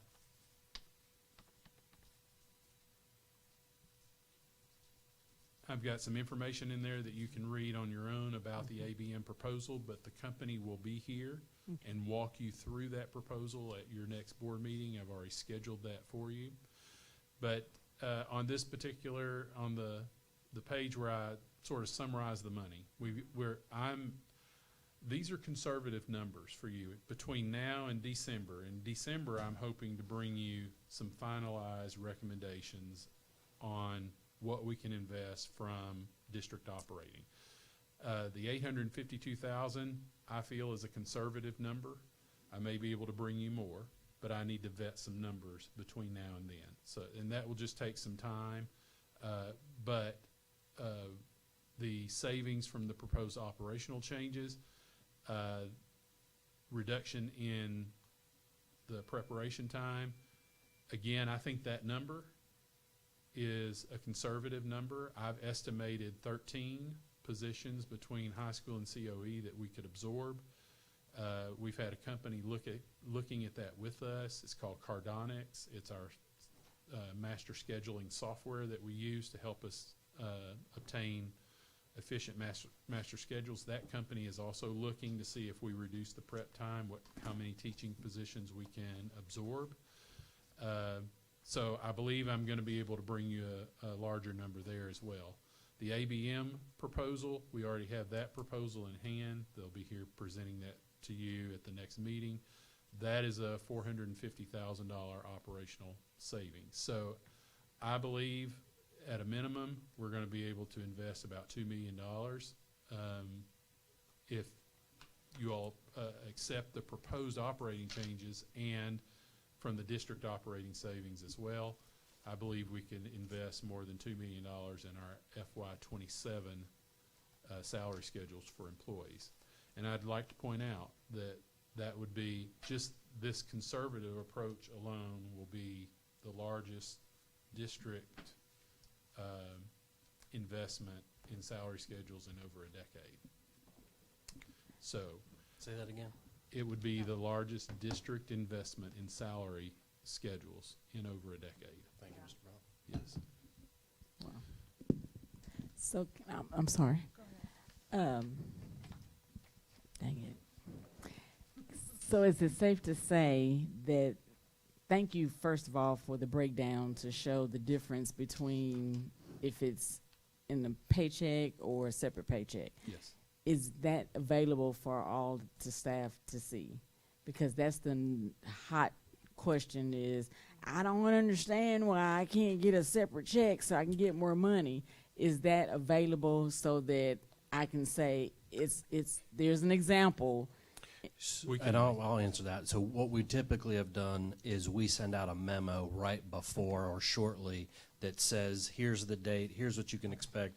And Mr. Brown has provided both examples for employees to see whether you're classified or licensed. So I just wanted to make sure that how we communicate. that's fine. We'll do the same here. We'll provide a memo to the entire staff. Great. We'll provide those calculation examples, and we'll give them the pay date, the Great. expected pay date for it. Great. Yes, ma'am. I'm sorry. No, that's okay. I was going to say something. I can't remember what I was going to say. That's why I had to say what I had to say, because I was getting sleep deprived. It'll come to me. Anything else? Hopefully. Go ahead. My question is, this is in my head, and I don't know if I remember it correctly, that if we had like $4 million, we could have a raise every year for our teachers. Do we, if it ends up being $2.5 million, let's say, can we still say we can do that every year? Or what have we got to do? We have to designate, or what? So I remember that calculation that you're talking about. So if you recall, we had some savings plans that we were looking at. The raise every year was connected to an additional $4 million savings that we would have to find in district operating. We're not there yet, but we would have the funding to do this one-time investment in the salary schedule. But what I would like to do is get to where we can afford to do, and whether it's $500 a year on a base, or a 1% increase every year, or a 2%, I would like for us to be in a financial position. We have to create the room in our budget to do that. And we're making strides in doing that. Everything we do to tighten up operational efficiencies, everything that we do to curb costs, all of that contributes to that. And so at the $4 million that I was talking about refers to that net difference between 13.2 at the end of the year and the amount that we transfer to the building fund. This year we're scheduled to be over $4 million, but it's scheduled that way because of the last year of our bond refinance. So when you take the bond refinance out of there, we're not to that $4 million mark yet. Okay, thanks. Yes. Anybody else? Thank I you. love the idea of savings. Yeah. But we briefly discussed adding an extra person to all the school buildings themselves. So just keep that in mind of this savings, that we may be using some of that savings. And yeah, and I also additional person. Sure. I also want to provide you a quick update that the Dogtown Foundation has created their board has been created. They're in the process of getting their 501c3. Their number one priority is funding summer school, and so we estimate $200,000 to $300,000 out of operational costs. So if they raise that money, we can take the $200,000 to $300,000 out of operations, and we want to put that towards additional money towards employee raises. Yeah, we're taking a look at other possible operational savings. That's one of them. We spent $1.7 million last year in substitutes. Yeah. I mean, so there are stuff out there to be had, but once we get the big chunks, the low-hanging fruit, the stuff gets harder and harder to do. But it is certainly possible. It'll just take some decisions from the board for us to execute. Yeah. Okay. Okay. Thank you, gentlemen. For the last three, can we do this? We've all had the information for a week. On 1.7, is there anything specific that you need to share with us, or does anybody have any specific questions? The only thing there was just, I know we've had some potential employees that have wanted to come to work for us that may have worked in higher ed, but as the policy was, we wanted to make it clear that we would accept that as credit. And so that's basically the revision of this policy. That's the high-level overview. Yep, that's the high-level overview. That's just information. So if there are questions, let us know. We'll bring it back at our next regular board meeting. Are there any questions? Any questions? All right, moving on. Is there any big item on construction that we need to know about? No, ma'am. We're clear from the building knockdown. There's nothing there but dirt. Next week we have a meeting with Taggart and Nabholz to review the undercut cost and the undercut numbers, how much dirt's got to be brought in. That will go on, and then once that is complete, you will literally see a lull in construction as we hit about mid-December, and then over the break, new equipment and all sorts of other things come in. As soon as the undercut is complete, all tamped down, then we start going this way. Will that include the new hire that we did tonight? That's exactly, yes. That's really his job. Yeah. And So then the only other thing I'll tell you about that too is when we get a bill, Taggart reviews it, from a contractor. They make sure it meets the specs and all they do. They will do the walkthrough. Our owner rep goes through it, and then they review the cost from the construction eye. Okay. So there's 3 checks before it even gets to Brian and me, and we say, yep, pay that bill. Okay. So just kind of going forward, that will join Colonel will be our that you just approved. He'll be doing more of the updates of where we are. Yeah, especially that You just passed the CDI contract, the Clark's right behind it, so these will start running concurrently. Yes. When is a start date for Old Main? Do we know anything yet? Now that we've passed that, we get together and we sit down with Taggart, look at their reviews, and then see we'll when bring we that back of a Yep. time frame when we're going to start. Yep. Did anybody have any construction questions? All right, thank you. Anything stand out for the policy development? 1.9, sure. I'll just jump in here very quickly. This is something I've been wanting to do since I arrived. If you remember, all of our policies, when you look at the structure of them, they're all over the place. So what this is, I know it might sound redundant, but it is literally moving forward how we will design policy and structure so that when we design a policy and bring it to you, it's got a consistent format that you will see. So as we start, and Colonel's getting ready to, really crank the policy machine up, he's going to be coming here shortly with a list of policies, a policy calendar of what we want to tackle this year. So when we start tackling those policies, this provides us a more consistent framework. So that's I love it. the idea of a policy calendar, even if we just looked at it once a month or. Yep, we're going to bring that to you. We're going to prioritize the policies that we believe that we have to tackle, either update or add new ones, and then you will have the final approval to say, yep, we agree, that's what we want to tackle, and then we'll go to work on tackling as many of those as we can each year. Got it. Anybody have any questions about that? Then good night.